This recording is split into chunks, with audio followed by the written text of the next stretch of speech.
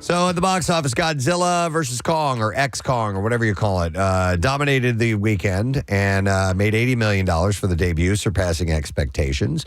In second place was Ghostbusters Frozen Empire. It earned a distant $15.7 million, followed by Kung Fu Panda 4, Dune Part 2, and Immaculata. Have you been back to see Dune for the third time? No, I'll do it most likely this week if I have some time. My buddy Will and I want to go see it together. I've got some clearing in the time schedule, so I'd like to take it out. And I finally saw it on Saturday afternoon. Andrea, who's very into Dune, and Ben, who's gotten into it, we both went, and man, it's great. I liked it better than the first one. Nice. Yep, I agree.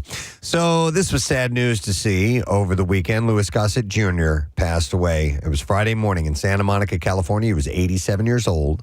The cause of his death is not immediately known, but prior to his passing, he had been battling prostate cancer and respiratory illness. It was related to toxic mold in his former home. Now, Wow. I have no idea if that's the cause of his death or not, but it's something he had been dealing with. Yeah, prostate cancer could have been the culprit recently. as well. Yeah. Of course, great movies and shows. An Officer and a Gentleman, the original Roots series. I think you're a fan of one of the movies that I enjoy as well, Enemy Mine. I loved Enemy Mine. Yeah, it's a thought really good movie. I think it's an overlooked film. He was also in, most recently, the HBO series Watchmen, which he's were terrific. blown away by him in Terrific.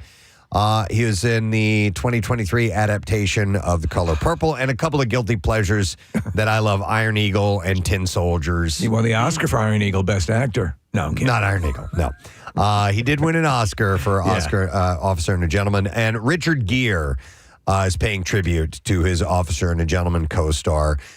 He, of course, portrayed Gunny Sergeant Emil Foley, a drill instructor who served over Gere's character Zach Mayo in the 1982 film. It earned him, Gossett, an Academy Award for Best Supporting Actor, making him the first black performer to win the Supporting Actor Oscar.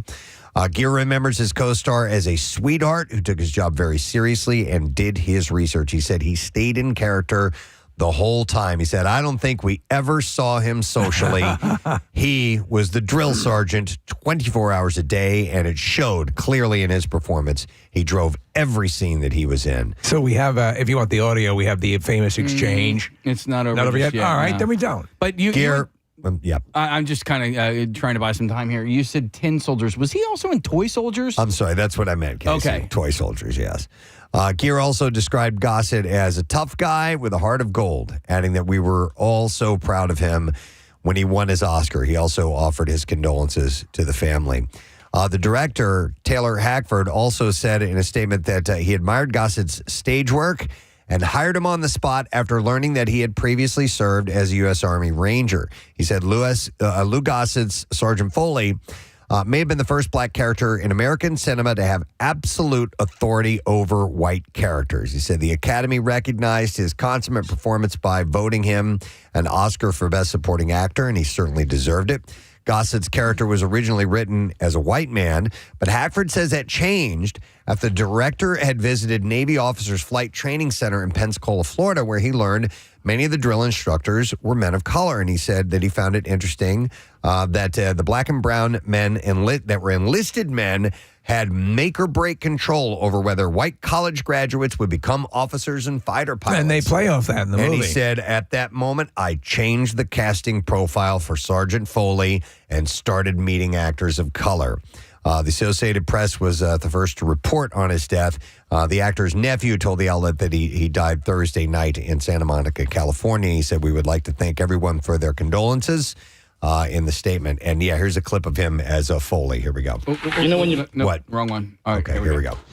I want your DOR. No, sir. I want your DOR. I ain't gonna quit. Spell it. D-O-R. I ain't gonna quit. Yeah, then you can be free and you and your daddy can get drunk and go hole chasing together, huh? No, sir. DOR. I ain't gonna quit. All right, then you can forget it. You're out. Don't you do it. Don't you. I got nowhere else to go. I got nowhere else to go. I like the scene before that. That's when the whole weekend when he's hazing him, Right. and he's hitting him with the water hose and Right, making him yeah. lift do all the exercises and stuff, and just pushing him as far as he can. I didn't know you didn't have the place to go. I mean, that changes everything. It's a great movie. It's an excellent movie. And then when he won the Oscar, this is him and his speech. This is in 1983. Here we go. You know, when you prepare a speech, it's no use because it's all gone.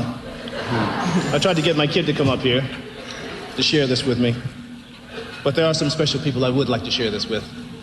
Specifically, tomorrow is the 17th anniversary of my relationship with my one agent, Mr. Ed Bondi.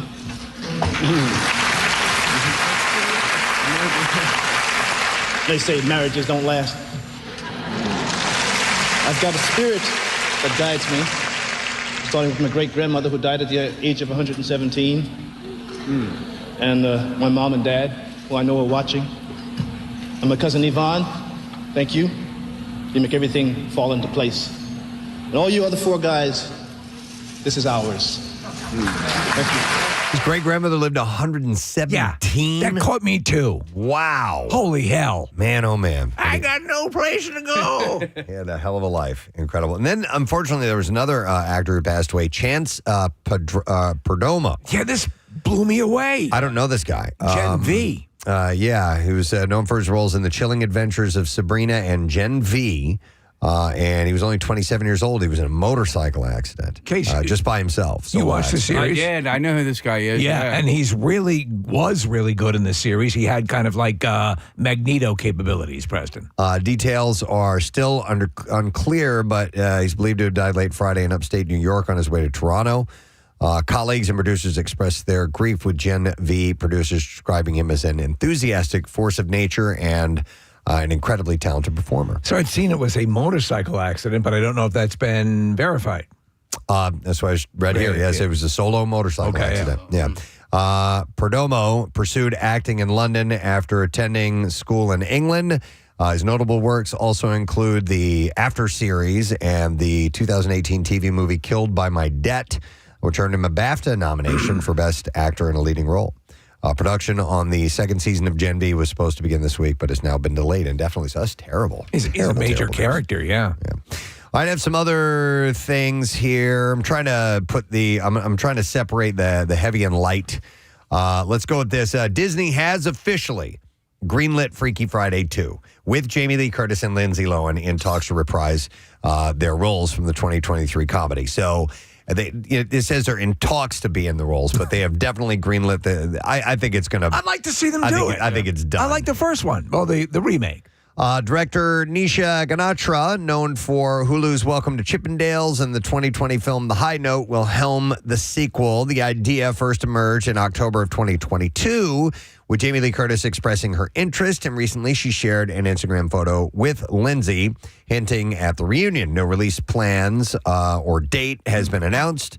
The original Freaky Friday grossed about $160 million worldwide. They did a horror movie called Freaky with Vince Vaughn where he was a serial killer. Okay. And he switches personalities with a high school girl. Really? And it's sort of a dark comedy that's actually very funny. Play on that? Yeah, okay. yeah. Interesting. Rebel Wilson is getting candid about her weight loss journey. She spoke about her brief experience with Ozempic in an interview. She said that she took it for maintenance after losing the weight. She said, someone like me could have a bottomless appetite for sweets, so I think those drugs can be good. She no longer takes it. She had previously opened up about losing 80 pounds following a year of health in 2020. She said that her decision to slim down came when a fertility doctor encouraged her to do so for a better chance at IVF. She said, basically, no one, apart from my mom, wanted me to lose the weight. She said, people thought that I'd lose my pigeonhole in my career, playing the fat, funny character, and they wanted me to continue in that.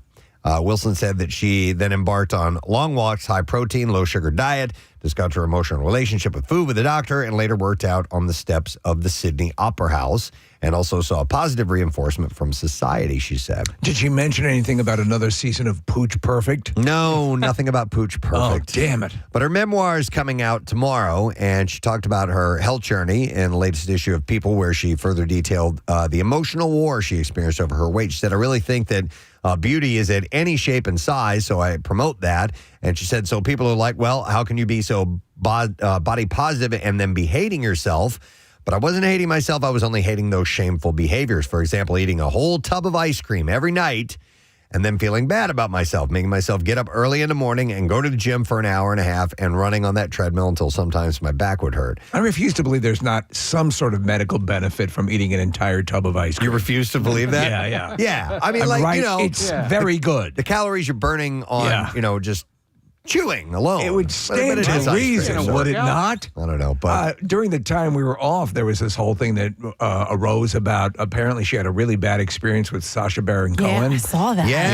yeah. She goes on about that a bit in the book. So When he's trying to block it, right? Yeah, Or yes, try to. Yeah. She also described herself as an emotional leader, adding that she would only be hard on herself, which took time to work on. She's now dealing with the weight loss in her new book, and how it is about some magic pill or some special diet or exercise regime or whatever. She said it isn't about all that. So Could it possibly be about eating a gallon of ice cream a night and she just didn't do it right? it's possible that there is a strategy, if you have it, that it might work for you. Ice cream. I like that. It's got a ring to it as well. Hey, I want to double back to Louis Gossett Jr.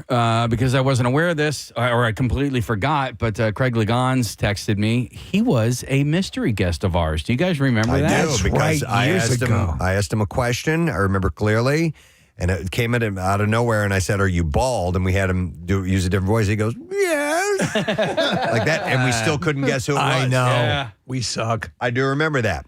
We should do that again. Matthew Underwood, star of Nickelodeon's Zoe 101, is sharing that he was sexually harassed and assaulted by his former agent. In a post shared on social media, the former actor revealed that the experience with the agent is what made him quit acting. Did you get a chance to watch Quiet on the Set, Preston? You said you were going to watch the series, about 4 episodes. I watched the first episode. Yeah. But no, I was busy doing other things. Yeah. Our time off. So he said, when I was 19, I was sexually harassed and then assaulted by my agent at the time, who had spent a decent amount of time building my trust with me as a friend and mentor. Again, my trust was betrayed and my self-image was crushed. He shared on Instagram that I reported him to the agency, and he has since been fired, although he still is active in the industry. This experience provoked my move away from LA and ending my pursuit of acting. He shed light on the situation after the Quiet on Set Dark Side of Kids TV, which of course features allegations against Dan Schneider, the creator of Zoe 101, although not sexual allegations against him. The former actor claims that he shared his story after being called out for being, quote, a pedophile defender, and defended his fellow co-stars for staying silent about the docuseries. He said, lately, many people have been blowing up my email telling that me and my mom die and that we burn in hell. I'm being called a pedophile defender and all that jazz. He wrote, I have spent many years rebuilding my self-image, and those hateful words have little effect on me today. He said, I imagine many friends in the business are being equally harassed if they aren't joining the chorus. So I'm sharing this with the hope that some of you can recognize that just because a person doesn't shout from the rooftops that pedophiles are bad or that people can suck, that does not mean that they don't have their own reasons for staying silent. Good reasons, personal reasons. Underwood played Logan Reese in the Nickelodeon series throughout the 4 seasons of the sitcom. He reprised his role in the 2023 sequel film Zoe 102. So how prominent is Nickelodeon at this point? Because some people are saying this is the nail in the coffin for Nickelodeon. Does it enjoy any? It's certainly not like it used to be. But I don't know. I haven't heard anything coming out of the Nickelodeon camp. I'm out of the realm as far as how relevant it is for kids programming because my kids haven't watched it in a long time. So he said, I never had a bad experience working on a set of a Nickelodeon show, and I never had a bad experience with Dan. I have nothing to add to the conversation that anyone would care to hear. He said, I like to believe people have the capacity to be better humans, and Dan appears to recognize that he had been an a-hole in his past. I like to believe he is fully capable of being a creator and coworker that everyone can enjoy working with. I have no expectation to work with him again.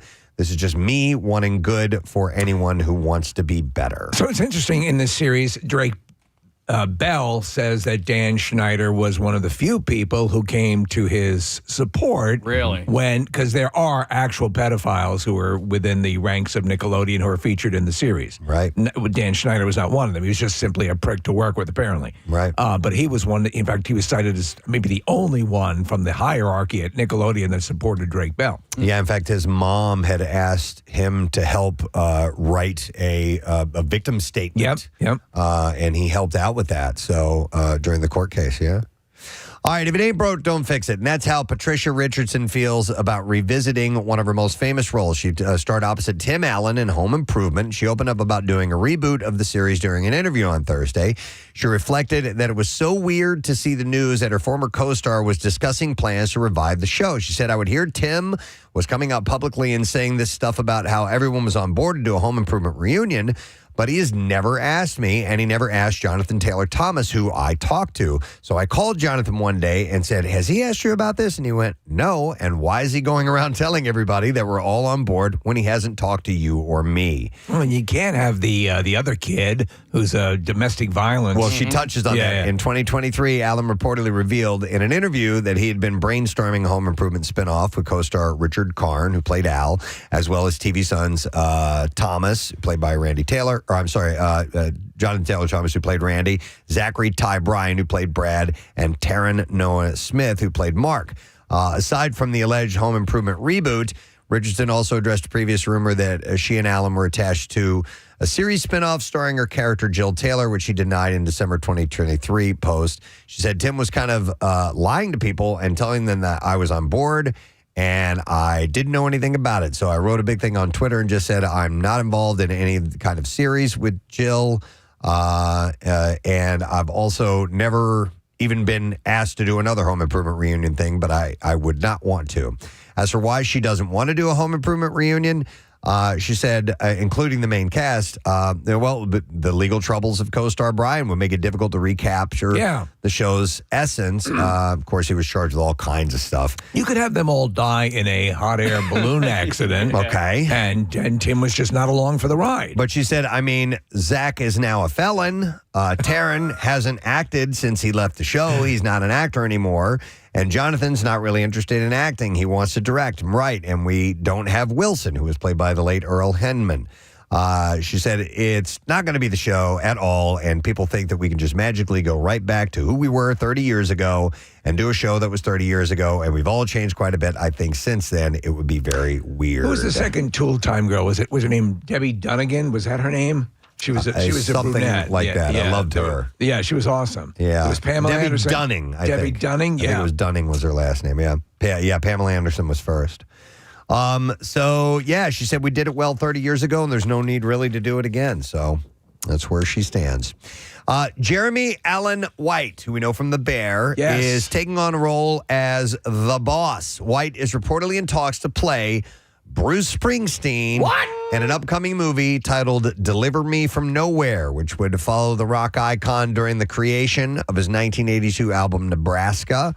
Variety reports that A24 is circling the project, which originates from author Warren Zane's 2023 nonfiction book of the same name. Song's about the pandemonium in a kitchen. It's trying to get food out to customers. It's called The Bear.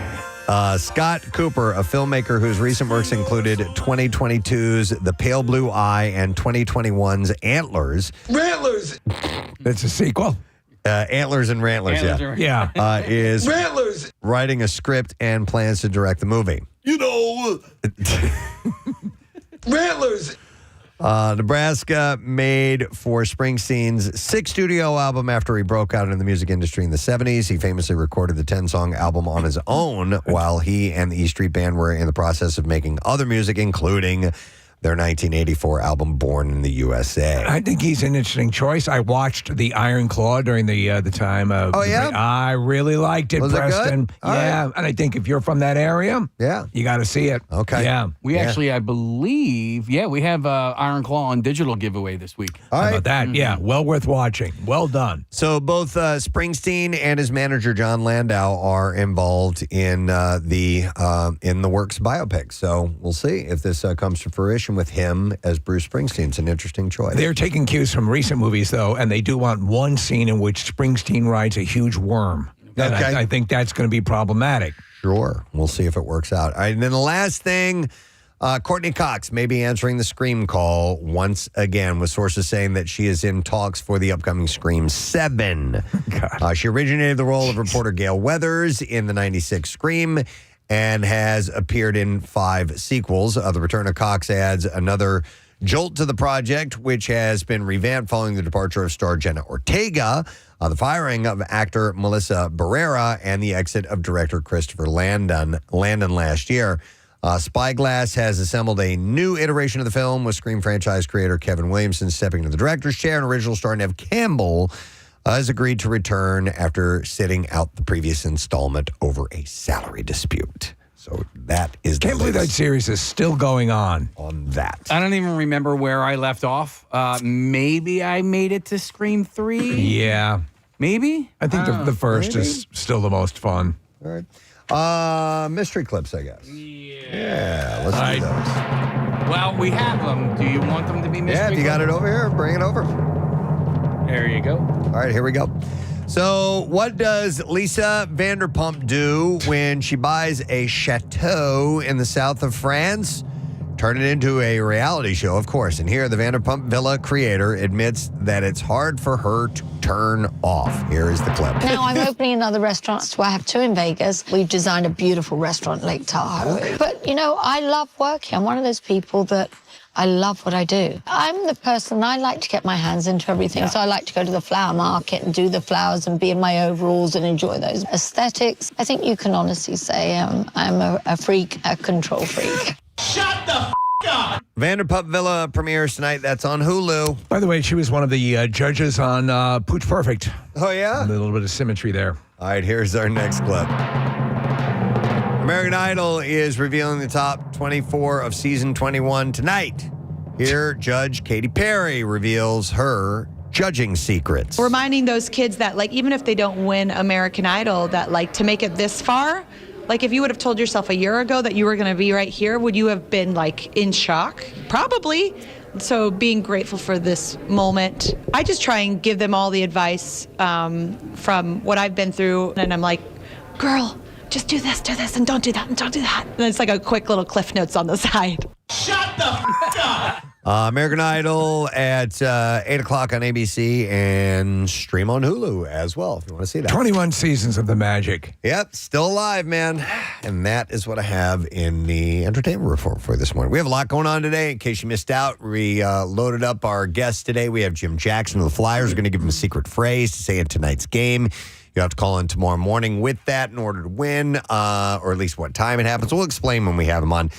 Plus, Seth Meyers is checking in, and also Valerie Bertinelli on the show. And we have a concert announcement to make in with music news a little bit later this morning. So a bunch to get to. Yeah, it's a lot. Take a quick break. Come back in a second and dive headfirst into it all. So hang out for a bit. We'll be right back. WMMR. All right, thank you very much, Kathy. So we were off last week, getting a little, rest and relaxation and whatnot. But as is always, news takes place, things happen while we're gone. I only keep like a half an eye on what's going on. And one thing that really woke me up when I did glance at the news was the bridge collapse in Baltimore. It was insane. It was like I did a double take on the story, and I'm like, oh my God, this really happened. I mean, in a major bridge came down. So I actually worked that day, and I woke up to the breaking news and came in, and there are people that travel from this area down there. So I was reporting on it a little bit, but we just watched as like the video. I was here with Ray, and we watched as the video came out, and more information, and because you didn't know for a little while, like how many people went in, were there cars on the bridge. And so as the information started to come, and you could see the power outage on the ship that hit, and you could see it all in this video. It was, it was a huge event. It was like flashbacks to when 95 collapsed here. Yeah. Well, except that the initial hit, and then of course the footage which everyone's seen 250,000 times, the entire bridge coming down. And Nick, you passed by it, right? Yeah. So essentially, I guess there were three main thoroughfares through Baltimore: 95, 895, and 695. And the crash was, the crash and the collapse was 695, which is the outer of the three. And so I was in Virginia this past week, and driving back up, we took 95 north, and so there was a bit of a slowdown on 95 north before you get to the tunnel, and you could look off to the right, and there's actually a cruise dock there in Baltimore, and so beyond the cruise dock, out on the horizon, we could see the collapse of the bridge, and the cargo ship was still in Baltimore Harbor at that point, and it was eerie, man. It was like, you know, you watch the news all week. I actually saw the footage on Bob Kelly's Instagram account on I guess it was Tuesday morning, right, that the crash happened. And Bob broke it down really in a kind of a fascinating way for something that was so awful and so tragic. But Steve, like seeing that cargo ship just sitting out there, and then this bridge that was there a week ago, gone now, was really bizarre and strange to look at. And I've been across that bridge. Awful, yeah. So it's a long bridge. It's a long bridge, and I was watching reports and follow-ups, and this event, which could have been dramatically more cataclysmic, considering the time it happened. It actually was fortuitous that it happened at that time.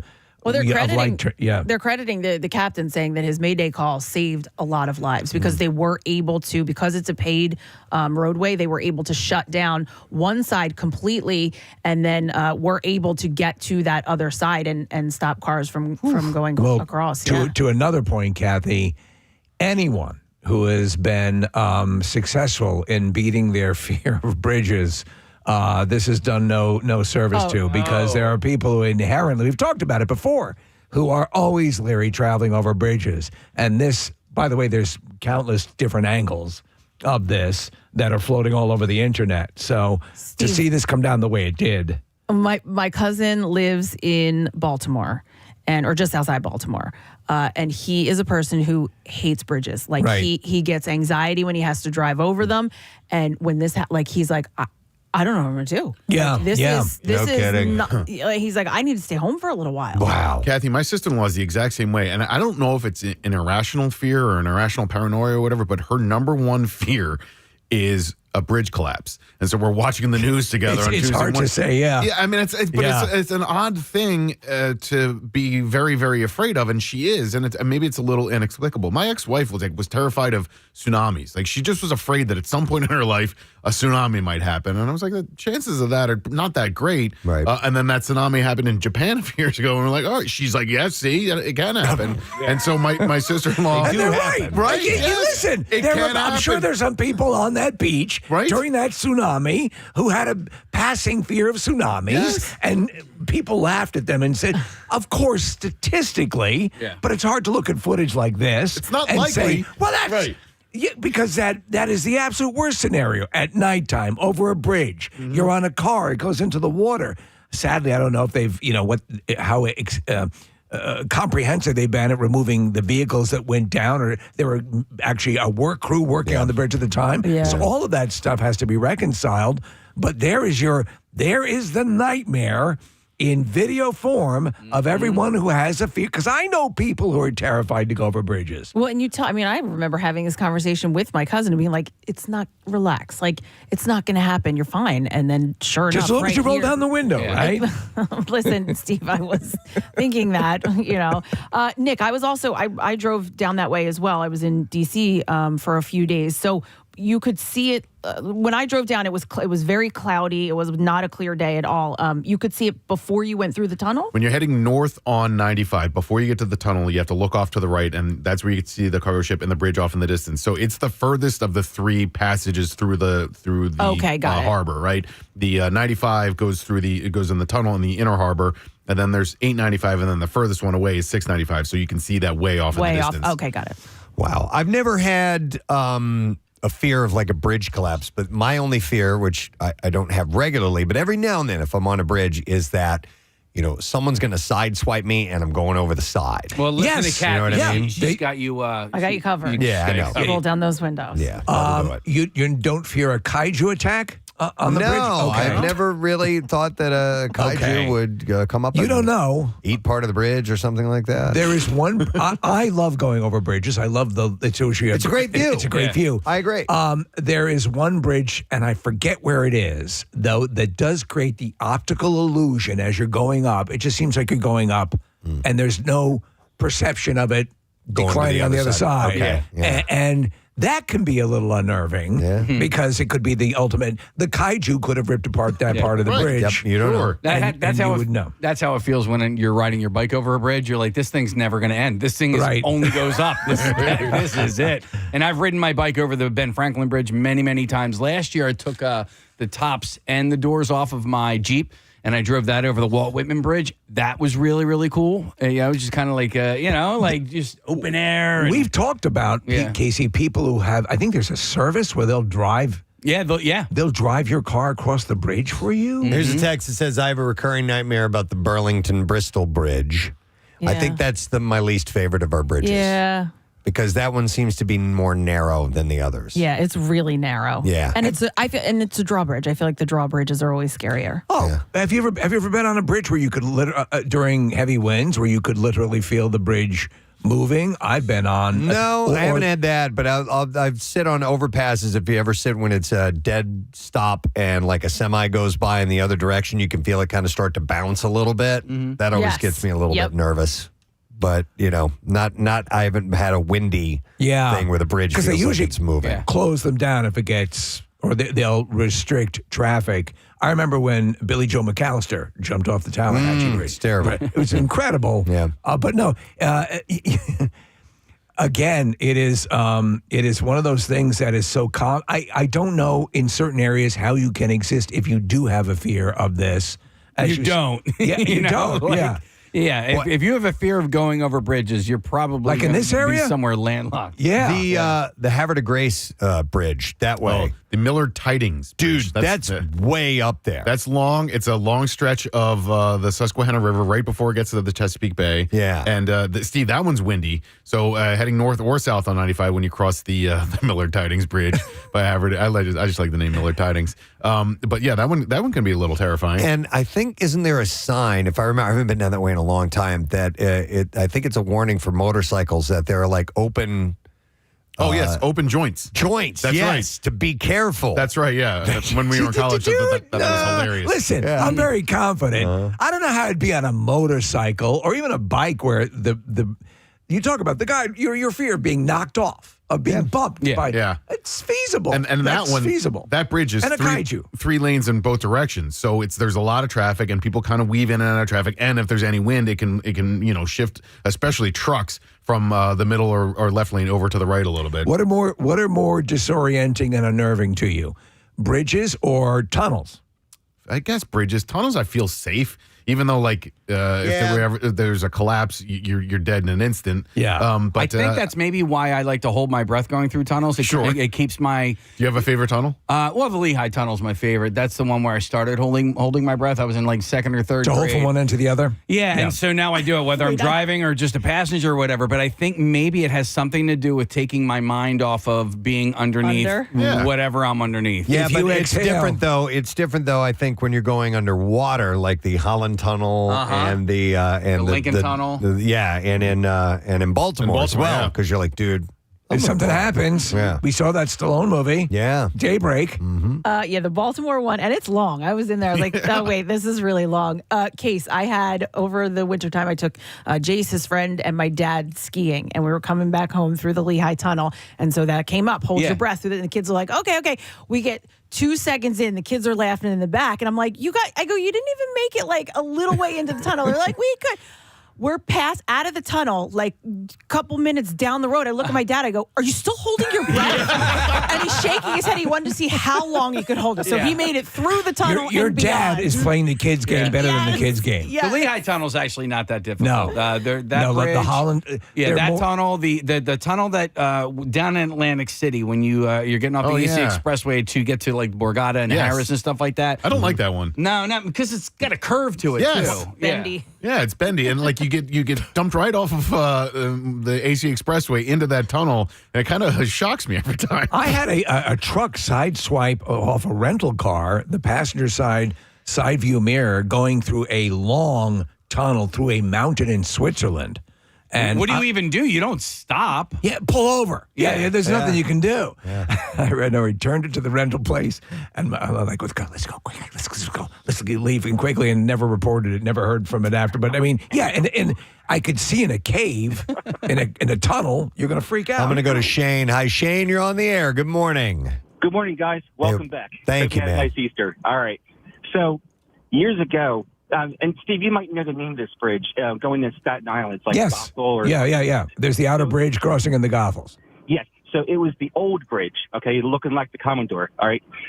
Got stuck mid-span for like quite a while, and I nearly had a panic attack, and it took me years to get over driving on a bridge with bumper-to-bumper traffic. Listen, Did you think you were going to fall in, or that the bridge was going to collapse? I just thought that if something happened, that I would not be able to evacuate. Like, I was so scared, I just wanted to get out and jump off just to get it over with. Let me tell you something. There's a common fear to anyone who ever visits Staten Island that they will not get off, and and they will die there. No, you're right, though. That's a common fear. Well, there's another story I saw this morning, and it's Highway 1 in California, US 1, the beautiful, gorgeous drive. It's part of the road collapsed Again. over the weekend. Yeah, and happens so all the it time. actually stranded a bunch of people near Big Sur. Yeah. So it's about 17 miles south of Monterey. Chunks of asphalt went down into the ocean on the southbound side of the 2-lane road, and it's basically a cliff underneath the road. And so people apparently had to sleep overnight in their cars. What? And there's nowhere to got go. nowhere to go. Yeah, it's right out of Officer and a Gentleman. Because and you I think anyone, Nick, you've done it as well. I did right? it like 2 years ago. It's just gorgeous. I would say, to quote Marilyn Russell, it's life changing. It is to take that beautiful stretch of road, but it is a possibility that you'll have a landslide. Yep. It's actually a Cuts it fairly off. common occurrence. It happens almost every year, if not every year. And when it does happen, you're screwed. Like, there's nowhere else, like you were just saying, Steve, there's nowhere else to go. But if you do, like, that's why you have to actually check for these reports, especially if there's ever any rain, because you have to completely reroute your entire travel way. Yeah. So there was a collapse like underneath the road, and like half of the roadway just broke apart. Oh, man. So they then had to escort people by there. Like, you had to follow a cop car to drive around this hole, which could have gotten bigger, and you go into the ocean. I think Chips is missing an opportunity, though. They should have portable ramps for those who want to go for it to clear the To jump. To jump it? Okay. All right. to Dukes a Hazard it. Yeah, I like that. Yeah, maybe they could do that. Some people had to sleep in their cars overnight. Others were sheltered at the nearby Big Sur Lodge. Jeez. And that famous route has seen frequent closures because of collapses, mud flows, rock slides during severe weather as So well. there you have, there's a lot of people will freak out and will all have to sit in a different part of the car, won't sit on the cliffside because they panic. Hang on, when we go to Mark's got a story here real quick. Hey, Mark, good morning, man. Good morning, guys. What's up, buddy? So I don't know if any of you are familiar. I'm not really familiar with the area, South Padre Island in Texas. Okay. There's a causeway that goes, I guess, from the mainland there to the actual island. It's about 2.5 miles long. It's like the Chesapeake Bay Bridge almost. Okay. Where, you're in the middle of open water. Yeah. In 2001, one of the bottom supports of that got hit by a barge in the middle of the night, like 3 a.m, right at where it peaks at the top. So it didn't collapse the bridge. It just knocked out a bunch of the actual roadway part of it. Yeah. And because it was in the morning and it was coming up to the peak, no one knew it, and 8 cars drove off of it. Right. Into the water. Way up high. 8 people died. Yeah, they went right off in the middle of the night.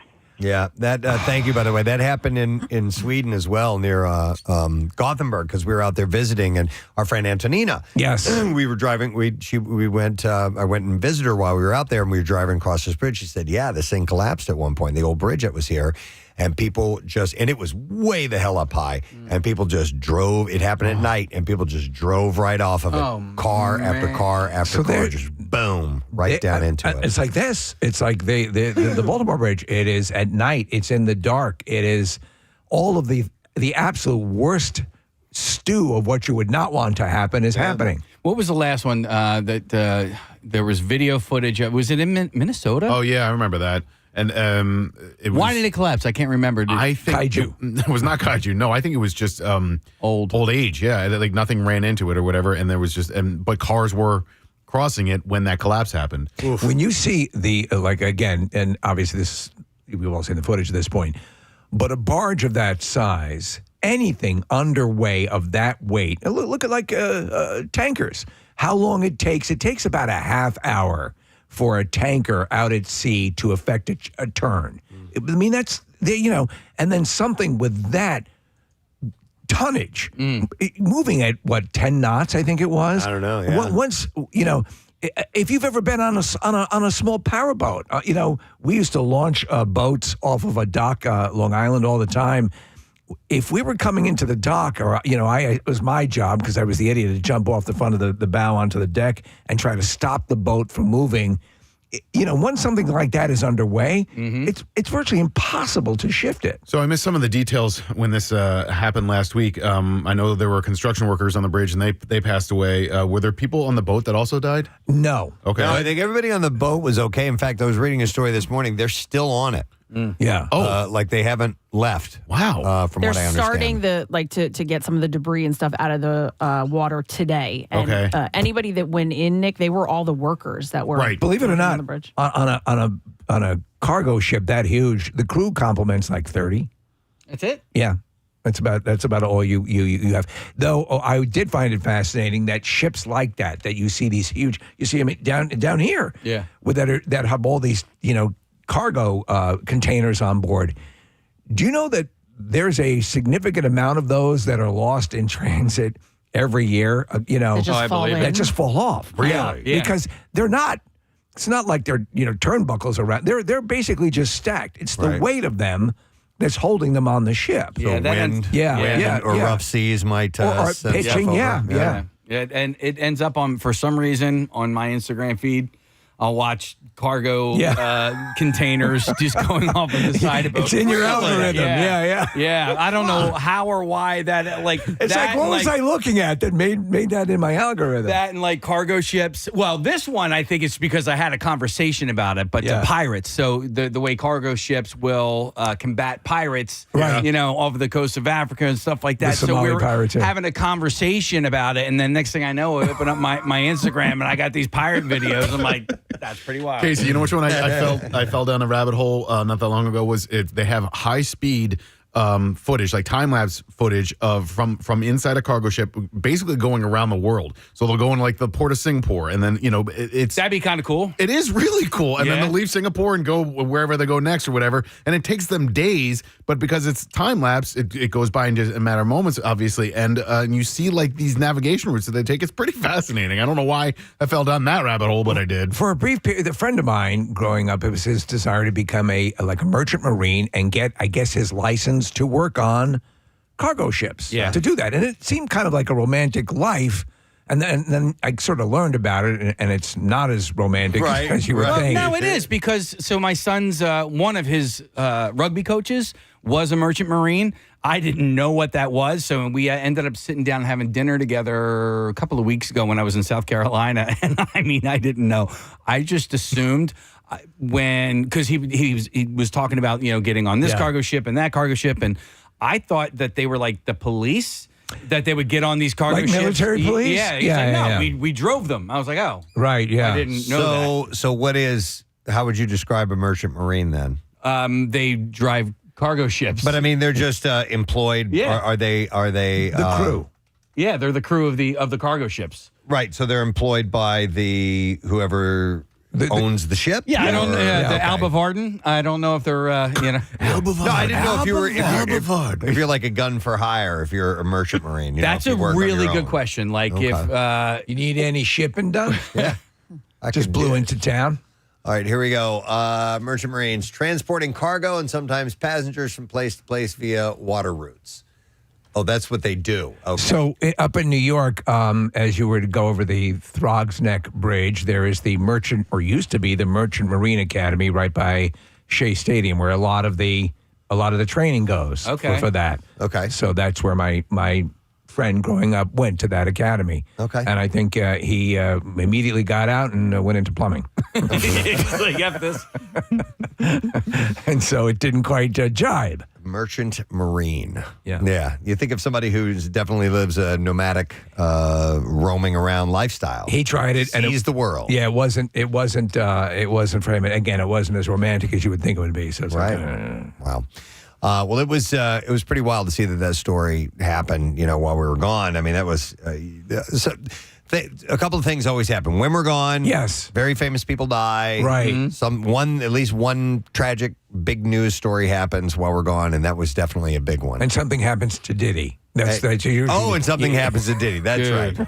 Yeah, Diddy was busted while we were gone. Yeah. I still don't even know what the hell's going on. sex trafficking. I know, Possibly. but like I've only And also, he became a merchant marine. Is that right? Okay. did. Yeah. And then 50 Cent apparently doesn't like P. Diddy. And No, they don't. Suge Knight doesn't like. Suge Knight's in prison for murder, and he's got stuff to say. Yeah, I watched about 30 seconds of report, and then I'm like, I'm going to go back to having a good time. Yeah. What is it? What am I looking at? This is not affecting my life in any way, shape, or form. Glass of scotch waiting for him. All right, well, listen, we have a bunch going on this morning. I want to go ahead and take a break. Our buddy Jim Jackson will be joining us in about a half hour or so. Jim is going to pop on. He's obviously calling the Flyers game tonight. They are playing the Islanders, and we are going to supply Jim with a special word or phrase for him to say in the game tonight, and it could net you a prize tomorrow morning. We'll get the details coming up in a little while. And then on top of that, Seth Meyers is going to be on the show, and Valerie Bertinelli will be on the program, and we will have a concert announcement as well. So we'll take a break, come back in a second. Bizarre File stories are what we're going to get to next. Stay put. She's For traffic on 93.3 WMMR. All right, thank you very much, Kath. Real quick, if you guys don't mind, I'd like to do a couple of shout-outs before we get into the bizarre file. We will start with this one. It's from Patrick Deeks, who says, hey, gang, still a loyal podcast and radio listener since I found you guys in 2007. Still love you guys and listening on a daily basis. A little under 4 years ago, you were kind enough to grant a shout-out to my daughter and wife. My daughter, Kenzie, had spinal fusion surgery, and the wife, Sarah, was being the awesome mom she is and stayed with her the whole time. Happy to share that Kenzie is thriving and starting third base on her high school team as a sophomore. But would also like to celebrate my oldest daughter, Kylie. She was diagnosed at a very young age with autism. Very difficult times in school early, but she has worked through it and was recently accepted into the PA College of Arts and Design. Awesome. And earned the presidential scholarship. Oh, that's pretty badass. And I would love it if you guys can give a great big, it says James Brown, shout out to all of my ladies. Anytime is good, Benicio del Toro.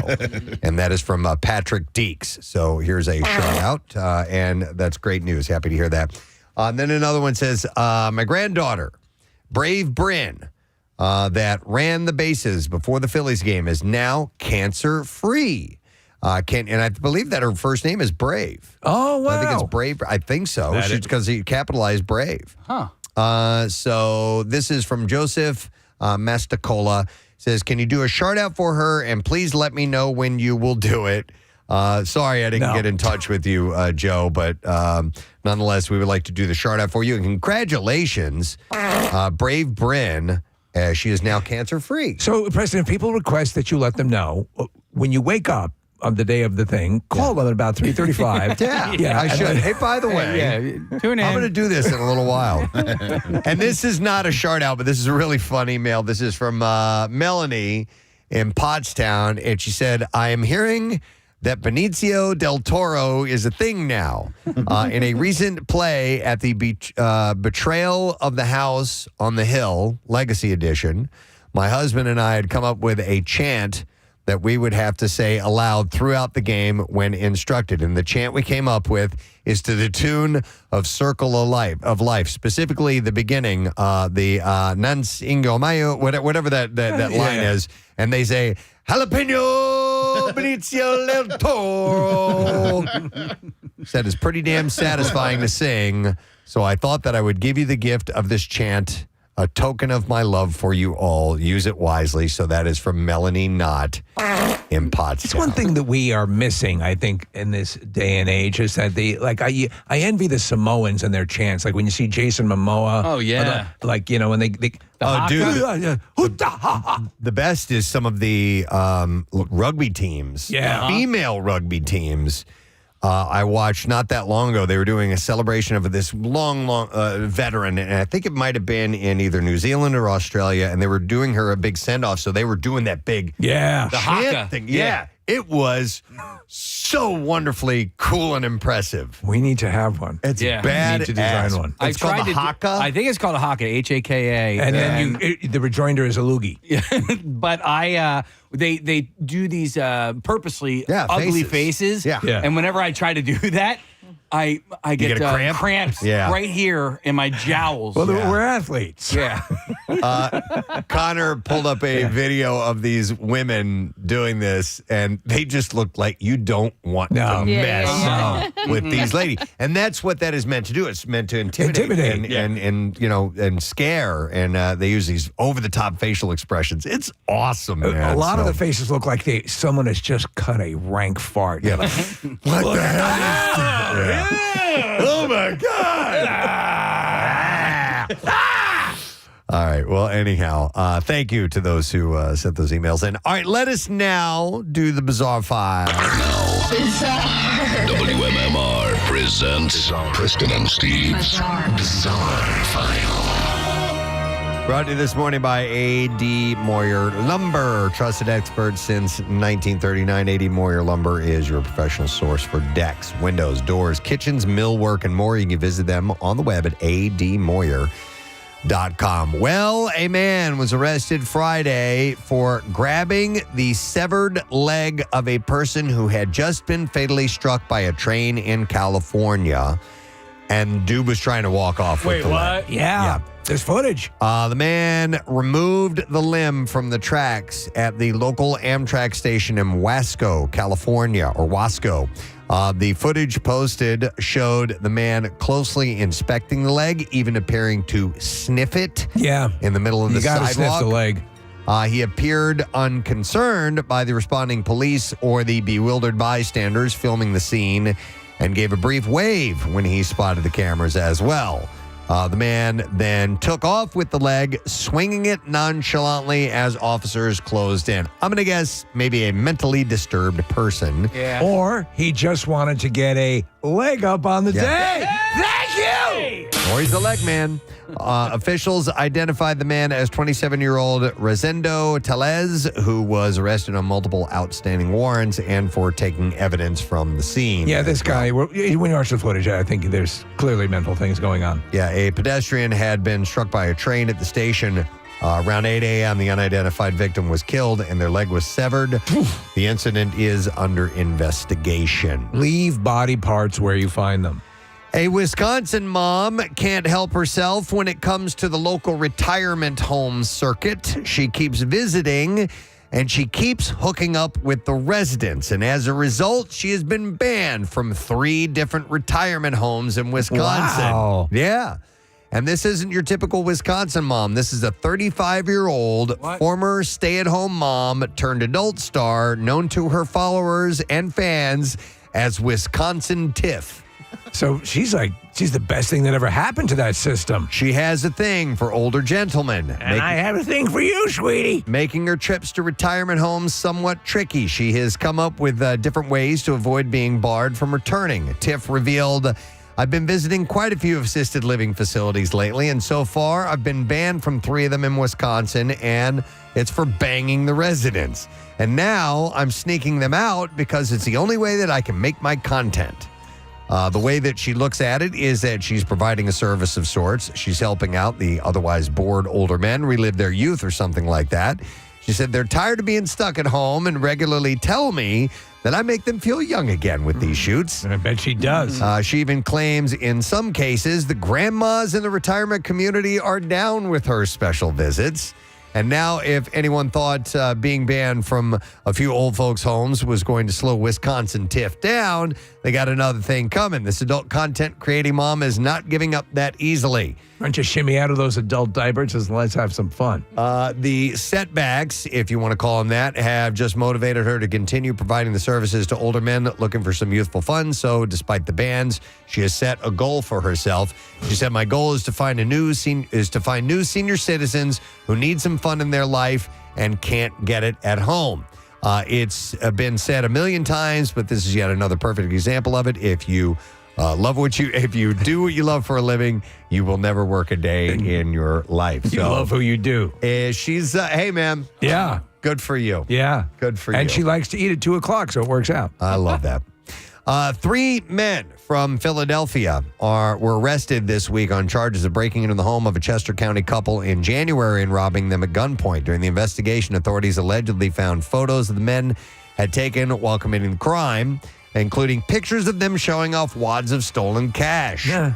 There are charges against Julio Mendoza, Louis Armstrong. Oh, really? Louis Armstrong. Louis Armstrong and Axel Reyes. Around 2:45. Get a shot of me with the cash. 4:25 a.m., police were called to a home for report of an armed robbery. 3 masked men entered the house around 2 a.m. It's the best thing that's ever happened to criminal investigation, the narcissistic thief. 2 were armed with handguns. The third had an assault rifle. The homeowner said that they had taken their daughter hostage and would kill the couple if they didn't give up their cash and other valuables. That's serious. The husband told the men that his money was located at the business. He and his wife were then blindfolded, tied up, and the 3 men drove them to the business in their Mercedes. The husband gave the men envelopes containing $19,500 in cash. I see trees of green. They drove the couple back to their home, tore through the house, found more valuables. They took another $8,000 in cash, $2,000 in jewelry, 3 firearms, designer clothing, some Apple AirPods as well. And that comes into play later on. When the robbers left the home, they allegedly left the couple tied up in the attic and stole the Mercedes. They traced the Mercedes back to Philadelphia by license plate readers, and they also used Apple's Find My app in order to pick up the location of the stolen headphones. Yeah.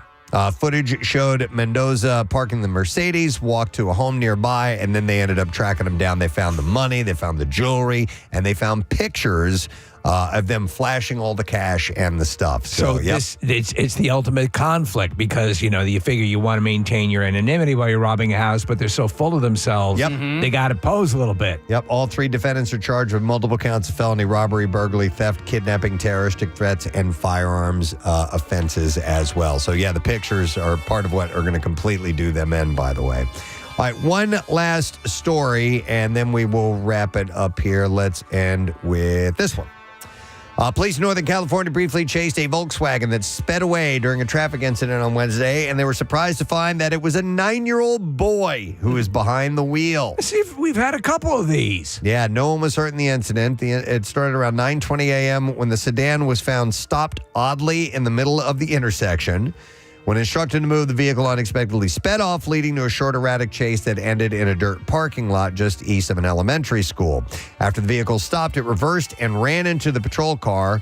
There were only minor damages from that, but once it was stopped, the driver was found to be a 9-year-old child who took the car in an attempt to drive himself to school. Gee, the fast and the first grader. The officer, Terry Dunn, who pulled the child over, said his reaction was one of shock. He said several other officers showed up as well, and it was kind of like one of those no one really believed it kind of things. He said that after the vehicle was stopped, he did notice a little head bopping up inside. He said, as I was approached, I could see a kid, which turned out to be a 9-year-old child, sticking his head out and saying, "I'm sorry, I'm trying to get to school." Dunn said it was dangerous and reminded parents to keep car keys secure and to talk to their children to prevent anything like that from happening again. And that is what I have in the bizarre file for you this morning. We're going to take a quick break, and our list of guests is going to continue. Is going to start up. Actually, our friend Jim Jackson, the play-by-play for the Flyers, of course, is going to jump on. We're going to have a chance for you to win some goodies by listening to something that JJ has to say, and then a little bit later on, Seth Meyers and Valerie Bertinelli will be on too, and a concert announcement on top of it all. We'll be right back. From 93.3 WMMR. All right, thank you very much, Kathy. Our next guest is on the line and ready to go. Flyers are at home tonight. They're playing the Islanders. Had a little bit of a slip over the last few games. But we're thinking positive thoughts. Oh, yeah. And hoping for a turnaround. And, of course, our next guest, we're going to give him a mission for the game tonight. And it's your chance to win tickets, actually, to the Wayne Simmons tribute game that they're going to be doing. Which is awesome. I think the mechanism for this, we've done this, we're going to present in just a little bit. Perhaps we should follow the lead of Mission Impossible and send him a self-destructing tape recorder. Oh, okay, and get it to him that way. Get it to him that way. Like small explosion or like a really large. big one? Yeah, very large one. Yeah, if we could do that. Do you actually want to hear? Casey has a montage of all the phrases we've had him say. Oh my gosh, yes. Over the years. Yes. So we always gave Jim Jackson a secret code, a word, a phrase, something to say during the game to work it into the broadcast, like the consummate professional that he is.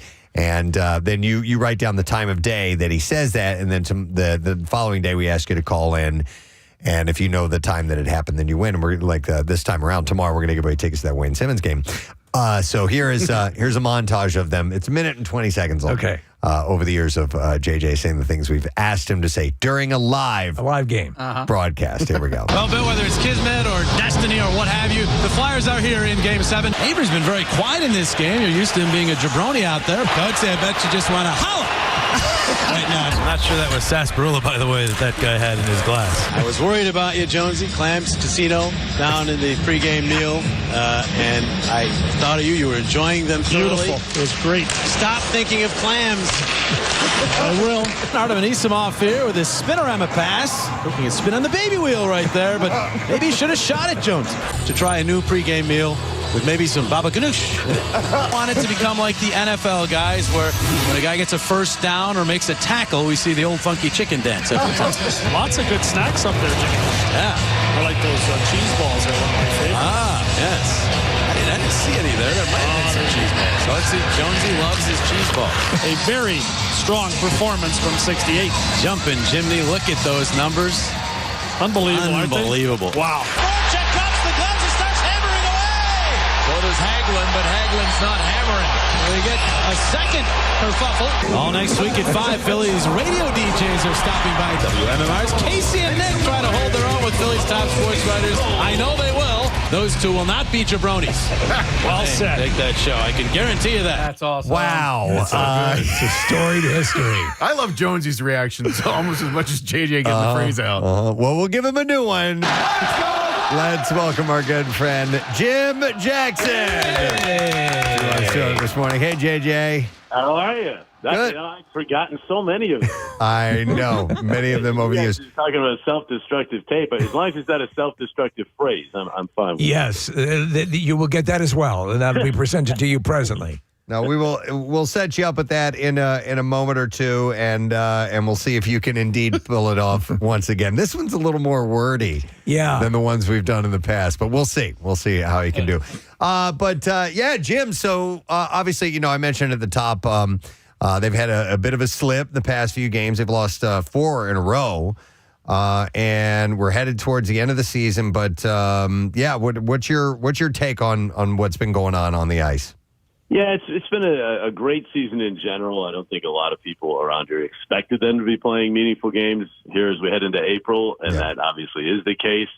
So, but as the season went along and they started winning and they kept winning and they stayed in contention, they stayed in a playoff spot, our expectations kind of changed.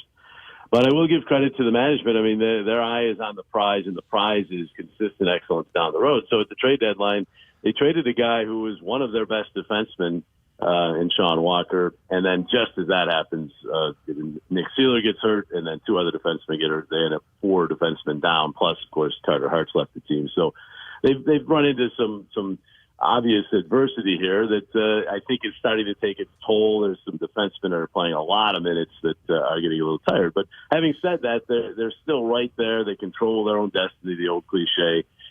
So tonight's game is huge. If they can get a victory over the Islanders, they are right back in a good position because they get 2 or 3 days off before they play again. They need that. They need to reset a little bit. And there's some energy with the big Russian in that Ivan Fedotov. Whether he plays tonight or not, I don't know, but he's going to play, I think, down the stretch here somewhere. So there's some energy from that too. So it's in general, the whole season outlook has been very positive. Sure would like to make the playoffs since they were actually in 3rd place in the Metro for like 66 straight days until the other day, and they've been in a playoff spot for like 112 straight days, something like that. So. Right.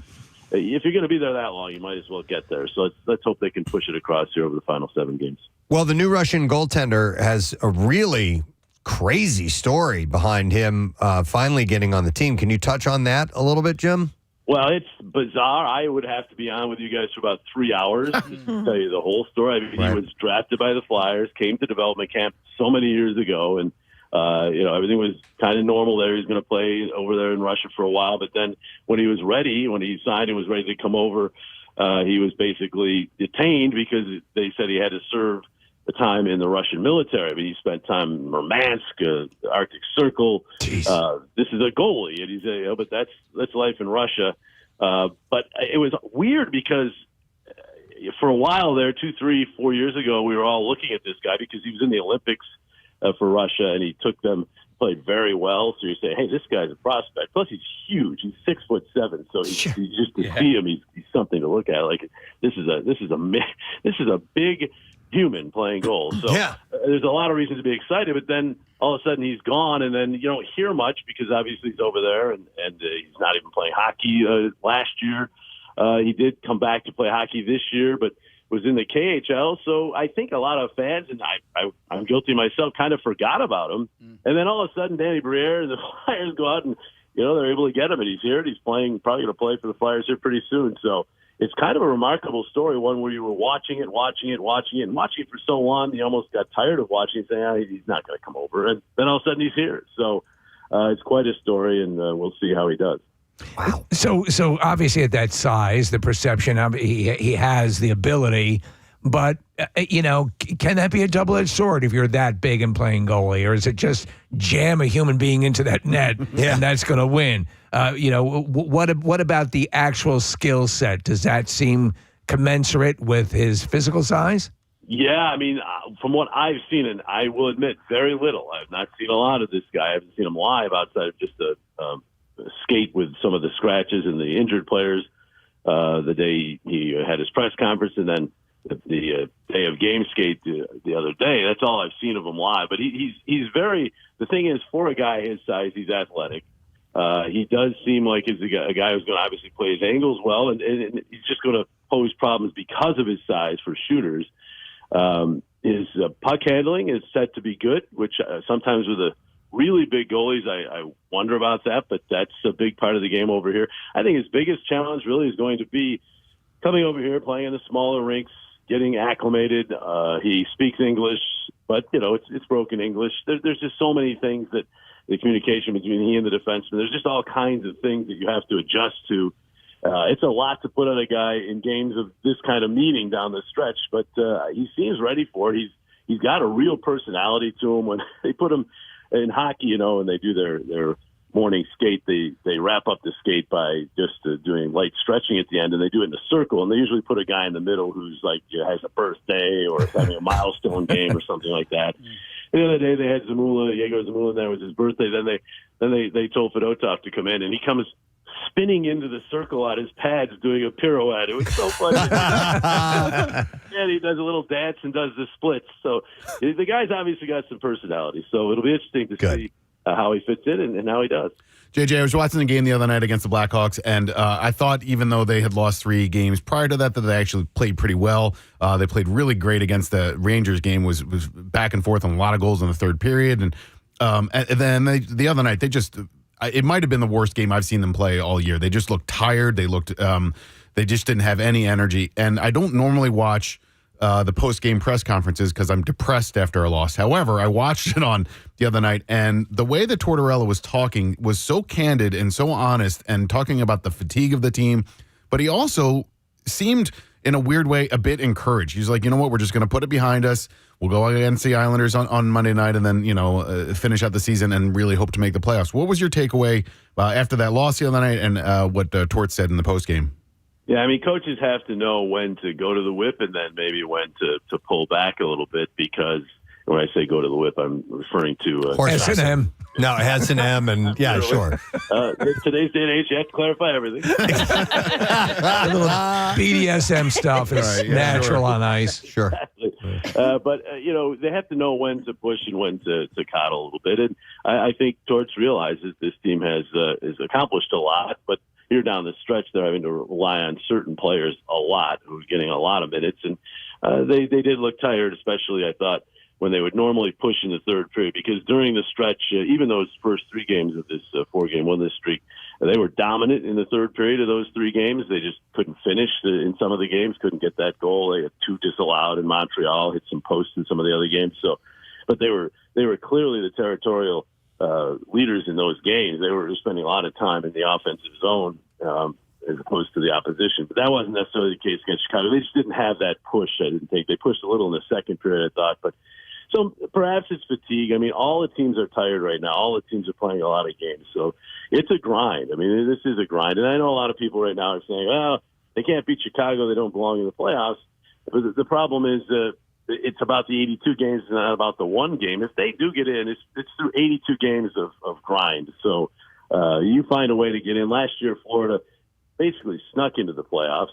Ironically, it was Chicago beating Pittsburgh last year. Chicago was just as bad last year that got Florida into the playoffs last year. We all know Florida went to the Stanley Cup Finals. So you just get into the playoffs and who knows. And Flyers want their young players to experience the playoff atmosphere. And we all want to see playoff hockey at the Wells Fargo Center, which we haven't seen since 2018. So there's a lot that they want to push for. And it's also possible that it's all settling in on them now that some of the pressure that's on them to win these games. This is a young team for the most part, and I think they're feeling some of that. But I think what Tort said most, Nick, was that maybe this was bottom for us, rock bottom for the team right there, that game. And if it is, this is the time to use the game tonight as the springboard back to playing good down the stretch. And if they play well down the stretch, they are going to make the playoffs because, as I said, they still control their own destiny as far as the wild card goes. They can also obviously still finish third in the Metro. So they still have ways to get in, even though they've had these struggles here of late. Well, you mentioned earlier about the, obviously going into the season and it almost, again, we use the phrase occasionally, like, found money and that this is, no one expected this to be the result that, is kind of building and everything was looking good and the attitude was right. And the thing that kept getting cited was the attitude of the team, the cohesion that was taking place and the fun and the camaraderie was back on high again. And so are you perceiving that as maintaining status quo, or does that take a ding with 4 losses, or is it? Are they operating under the premise that, wow, we didn't expect to be here at this level, so we're just still enthused about the way everything is going along? Yeah, it's definitely not that. The team itself never thought the way that maybe a lot of the people on the outside thought. The teams always thought they could make the playoffs. That's the way athletes are. So they aren't thinking of this as house money or anything like that. As far as the players themselves, they think they should make the playoffs. They have a supreme confidence about them. I think it's really two-pronged. The reason this has been such a positive season, management, first of all, Dan Hilferty, Keith Jones, Danny Briere, they've done a great job messaging, being honest with fans, and being everywhere. I mean, these guys are everywhere. There's not a podcast they haven't been on. They're everywhere. So they've done tremendous job getting the fans ready for this rebuild, which actually, in actuality, had already started, but people hadn't really necessarily put that term to it. So that was number one. Number two is this team plays the kind of hockey that this area loves, and it's just grind it out, get physical, out-hustle your opponent, and win. They don't have the high-end talent that perhaps some of the top teams have yet.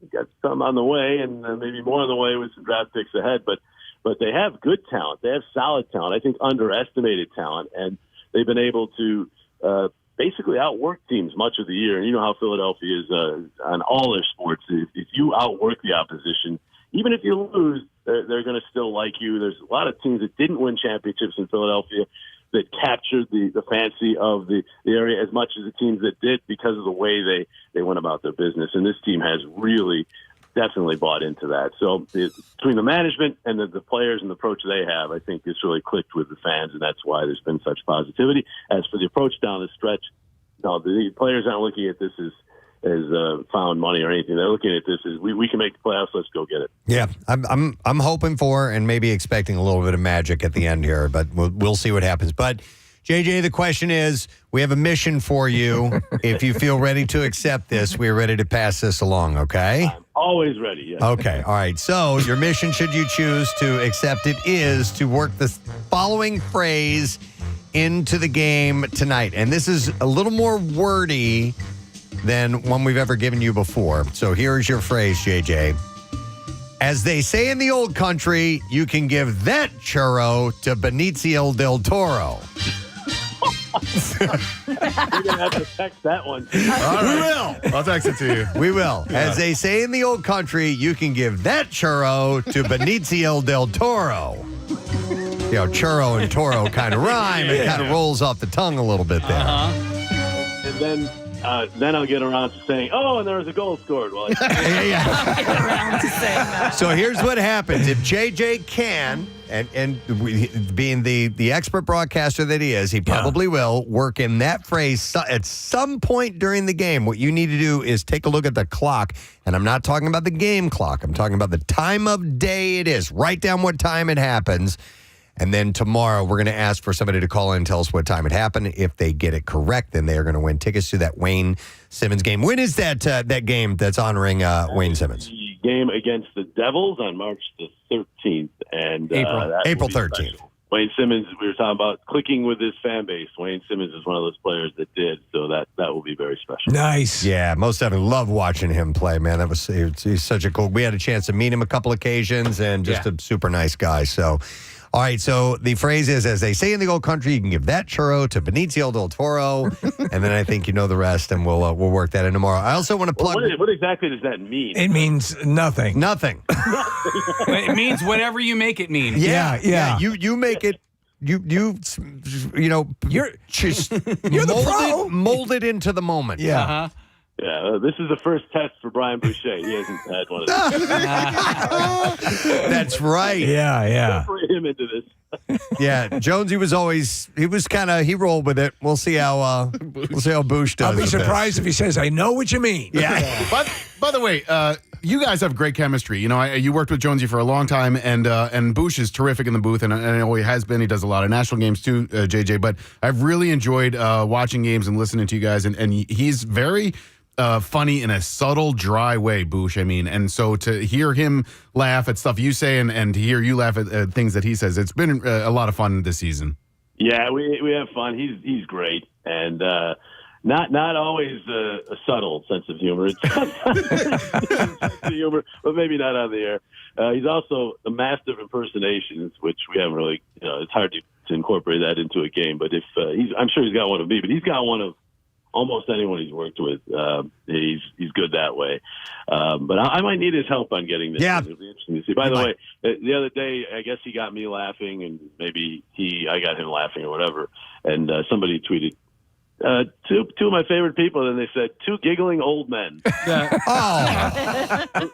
didn't like that. I know officially I'm old, but Boosh is still a young guy. He's not. I think he liked that. And you're not old either, Jim. No. By the way, I want to plug Jim's website, jimjacksonbroadcasting.com, and broadcast coaching for, sports broadcasting and voiceover and audio work, book narration. He'll even do cameos and stuff like that. Pretty cool. So you can. Those are fun. There've been a lot more of those this year with the team winning, too. It's interesting. The broadcast coaching continues, obviously, during the season. I cut back a little bit once we get to the summer full bore with it, so I'm looking forward to that too. Excellent. All right, JJ, good to talk to you, my man, and we'll catch the game tonight and see how you work your magic. All right. Yeah, make sure Marissa texts that to me. I'm not gonna get it. Yep, you'll get it. We'll have it sent over. All right, thank you, Jim Jackson, everyone. Take care, my man. We'll see you soon. Many of our listeners want to remember what that phrase is. Marissa posted it on PrestonandSteve.com. Yes, so you'll be able to see that there and know what it is, but I think you'll be able to pick it out when it is said. As they say in the old country, you can give that churro to Benicio del Toro. We'll see how that works out. Hey, we have a few minutes before we need to take a break, just a handful of them, and then our guests start popping up, Seth Meyers and Valerie Bertinelli. But how was everybody's time off? Did you guys enjoy it a little bit? I mean, Steve, you had an interesting situation. You were doing the eulogy for your father's funeral services. Yes. So I did adult stuff that you don't do much in life if you're lucky. But as I talked about my dad passing, a wonderful life. My older brother Gene asked that I do the eulogy, and it was my honor to do it. It's not the kind of thing. Oh, I'm good at those. It's like right. So So I just. Did the deal. It was at the National Cemetery in Dallas. My father was a 82nd Airborne Division, wanted to be cremated and placed there. Right. With my mother, I've had my mother's ashes for decades because it was the desire of my father to be with my mom. Yeah. But we also have Sheila, who's many generations, who's been. I found out Texas is common law, so all intents, she was his wife. His wife, yeah. So and Sheila's dear to us, so went out there. My older brother Gene and my sister-in-law Maria were there, and Sheila, and it was a small thing. And as these things go, I don't think it could have gone any better. It was wonderful. Literally, the skies cleared on the day that all this was taking place because it is a military. They call it Grey Gardens. They call them, and you had to be there at the exact time and everything. You had 15 minutes, and so that was quick. That was really quick. 15 minutes. So I made sure I kept the eulogy about 5-6 minutes.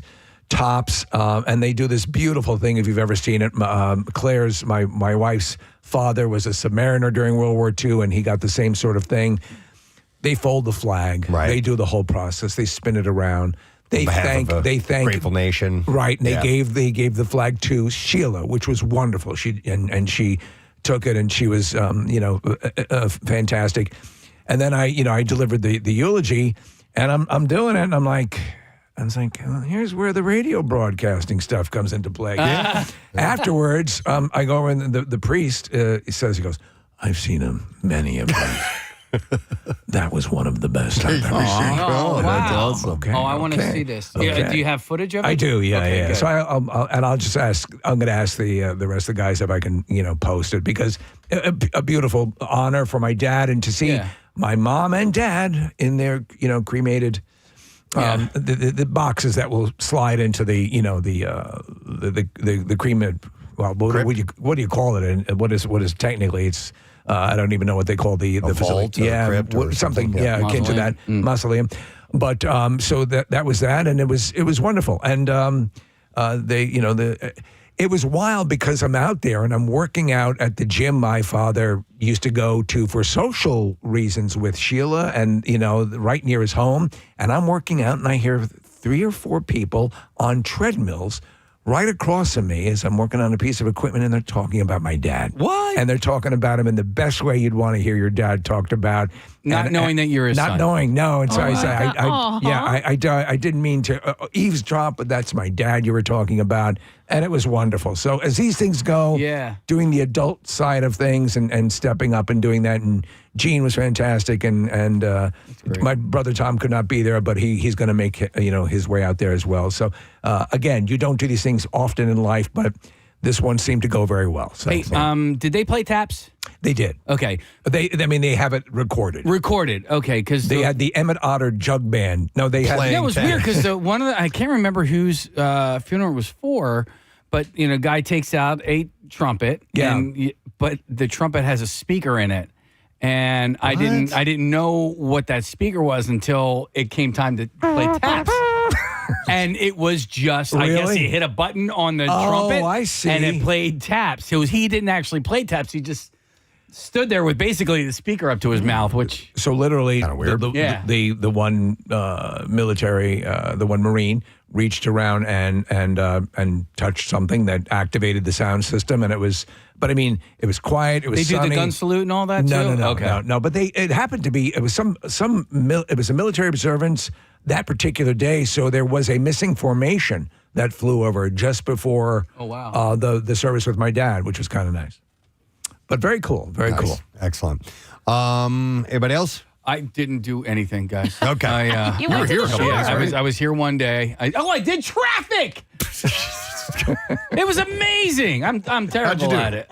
Was it just you? All right, so I remember there was like a 35-car pileup on one day in particular. No, luckily there wasn't anything bad. I thought traffic for the most part that morning was fairly light. How did I do? I'll give myself a C+, maybe a B-. So you have to introduce yourself to doing traffic? Is it? I was like, You yeah, just we're open gonna it take a look at traffic. What's going on the roads, Casey? Well, thank you, Casey. Here's what's going on the roads. No, Case, I asked Chuck. I was like, how did I wanted to make sure it went okay. How did Casey do it? Chuck goes, it was some of the best traffic I ever heard in my life. which is not true. Kathy, listening to you do it, you're really good at just disseminating the information in a conversational tone. I was more business, and it was weird because I was doing everything. I was doing the board and I introduced It's a lot. myself. It was a lot. Yeah. It was a decent amount, but then once that 45 seconds is over, I just step back and did nothing. Yeah. Nailed it. Wow. All right. Well, we'll hear back. We'll give feedback. Yeah. And see what people thought. You about stayed at the anti-Econo Lodge. Over I took a 2-part trip. I went to my son Parker and I went to Chicago for a few days and just to do the city, just to be father son and go elsewhere, and we had a great time. And yes, I stayed at the Hilton, the Chicago Hilton, which is a little bit different than the Econo Lodge and the Days Inn that I stayed at in Florida. Yeah, it has long history. A lot of presidents have spoken there and announced their intentions to run. It was very polite, just a beautiful hotel. Had a great time there.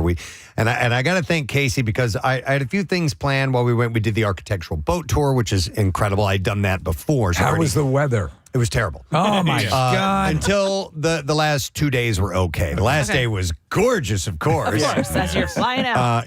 But no, I got there and the high was 36 degrees. It was terrible. Awesome. And the day we took the boat tour, it was like 42, 43. Yeah. It was chilly, but we made the best of it. We had a great time. But I took Casey's suggestion, and we did see a show at Second City, and it was outstanding. It was so much fun. Legendary. Roaring in laughter. Kathy, all of the comedic actors that from like growing up, like they all came through Second City. Okay. Going back Super Belushi and before. I mean, legendary. When you walk in there and there's just pictures all over the wall, you're like, oh, I didn't know this person was an alum of Second City. This person, this person, this person. I mean, just everybody. Up to people like Colbert. Up to current day, it's still, people come through there. And so it was so much fun. We were just doubled over in laughter. And your seats were good. You had... Dude, we were front You're right center. there. We were essentially on the stage. The next to me, my left leg was the steps that went up onto the stage, and where I could set my beer right there on the stage. So I'm like looking straight up at these actors and or the the comedic.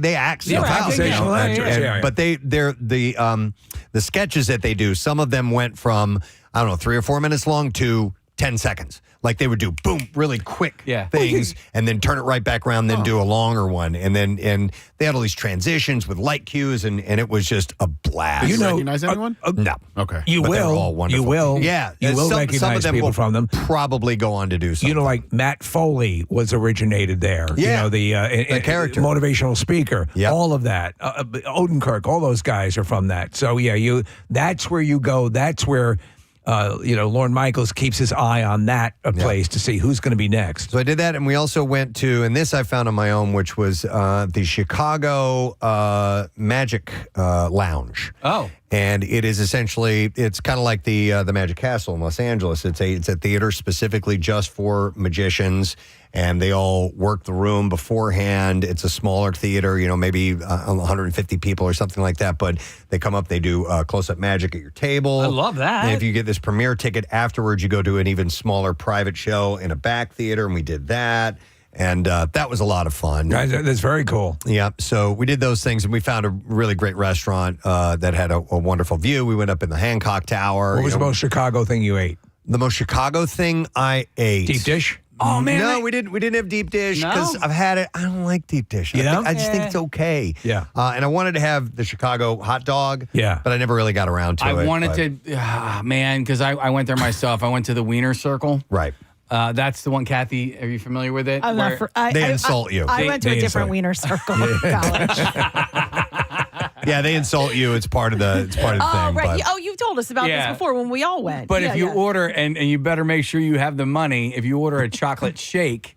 Oh, that's right. It's $20, and it's And not then- a milkshake. right. It's the woman behind the counter who lifts her top and then Shakes. shakes her boot. Yeah. But if you do not have that money ready to go, they will rip you a new one. Right. Yeah.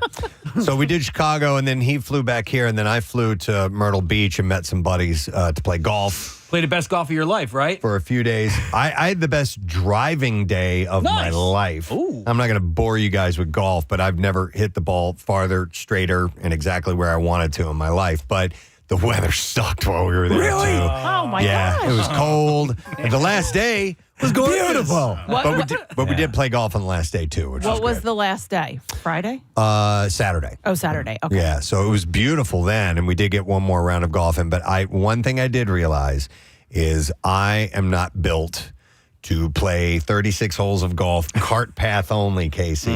Dude, they hit us with cart path only on one of the days we were playing 36 holes. Yeah. And we thought we were going to die by the end of the day. I believe it. I believe We it. must have walked 12, 15 miles. Sure, It was of course, unbelievable. yeah. And it was just, it was you three, right? Yeah. Okay. I was just in Myrtle Beach like 2 weeks ago. Where did you stay? Did you stay anywhere near that boardwalk place? No, we were Okay. in North Myrtle Beach, which is where this Barefoot Resort was. Has these 4 really great golf courses, Okay. and we played all 4 of those. So. Okay. But it was a good time. I'm glad I went. I'd never done golf in Myrtle Beach before. It's a haven for golfers because there's just tons and tons of golf courses. So You need to recharge every now and then, and that's what that was about. oh, dude, I needed to play golf, but I didn't need to play that much golf.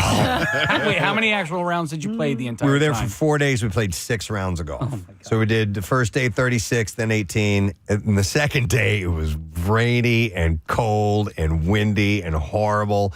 And then the next day, because it had rained the day before, it was cart path only, and we did 36 holes then. And then we played 18 on the last day. But it was too much golf. Too much. But I learned, don't do that again. All right. Like we were just beat to death. Like we didn't want to do anything outside of that. But it was a good trip. I mean, it was a lot of fun. Yeah. But it was not a relaxing trip at all. And Kathy, you worked a couple days, I right? worked a couple days, but we did get to do some spring break stuff. We went down to Washington, D.C., and we saw, I saw some things that, obviously I've seen before, but, got to see the Constitution and the Declaration of Independence, which was really cool, except for the 900 people that were screaming and yelling, trying to get up front to get a picture of it. Really? It was, I cannot explain to you how insane it was. I mean, Really? it, and I What day thought was this? This was Thursday. Wow. So, and actually, I was talking to somebody at the hotel, a worker, and he said, actually in DC, especially during this time, it's more crowded during the week than it is on the weekends. Because he said there's conferences, and it was the Cherry Blossom Festival, which Right. is why I went. I wanted to see the cherry blossoms. I did. They were beautiful. Is that big a deal? Yeah, it was cool. It's beautiful, right? But Yeah. I mean, Well, also they're tearing. They're actually Stumpy. They're tearing out Stumpy, which is a famous cherry blossom tree that they're getting rid of, and they're tearing them out, and they're going to replant new trees because they're refortifying the walkway. So I think what they did is they already started to plant the new ones. Like we saw very small ones. We saw the new ones that are there, and I guess as they grow larger, then maybe they'll take down some of the other ones. You guys know I love the flowers and all that kind of stuff. So I thought it was really cool, and the walkway around was beautiful. But I was blown away at the trying to get a picture of the Declaration of Independence and the Constitution. Like I always thought that was here. The Declaration. I just assumed that it was in Independence Hall. No, it's in the Rotunda, and so I finally. It's on tour with Metallica. Okay, I thought it was in the National Archives. I think, it is, and but it's the inside. It's called the Rotunda. Okay, I got you. Yes, but it is from that. down under. I was thinking of the Capitol, the Rotunda and the Capitol. Okay. But I went to the Ford Theater, which I had never been to. Walked across the street to see where Lincoln actually died. So that was really cool. So it was a car accident, right? But stop it. Yeah, it was in a Ford. Yeah, you're driven from the theater. He drove a Lincoln. Yeah, he drove a. Hang on, Kennedy was killed in a. Wait, how did that go? Yeah. Kennedy was killed in a Lincoln, and Lincoln was killed in a Lincoln Subaru. was killed in a Ford. Right. Oh, yeah, I never heard that. And Thomas before. Jefferson was in a Zeppelin. He drove a Tesla. Kathy, did you go to the Air and Space Museum? So I had done that years ago. Oh, okay. So Jace had already been there. What I really wanted to do was the Spy Museum. What I didn't know is that you have to buy tickets like months in advance. Oh, man. I had no idea. I thought you could just show up. You can't, so we'll have to go back for that. One thing that I've seen before, and every time I go, I'm like, this is just beautiful. The World War II Memorial, I think, is probably one of the most beautiful things there. It's and the worst thing is when you see people who are being disrespectful or any of those things, whether it be the Vietnam, the memorial. Yeah, there was like a little service going on when we walked past that. You're supposed to be a little reverential. Yeah, I thought I didn't find any of that. I didn't see any of that really. And also, DC is clean.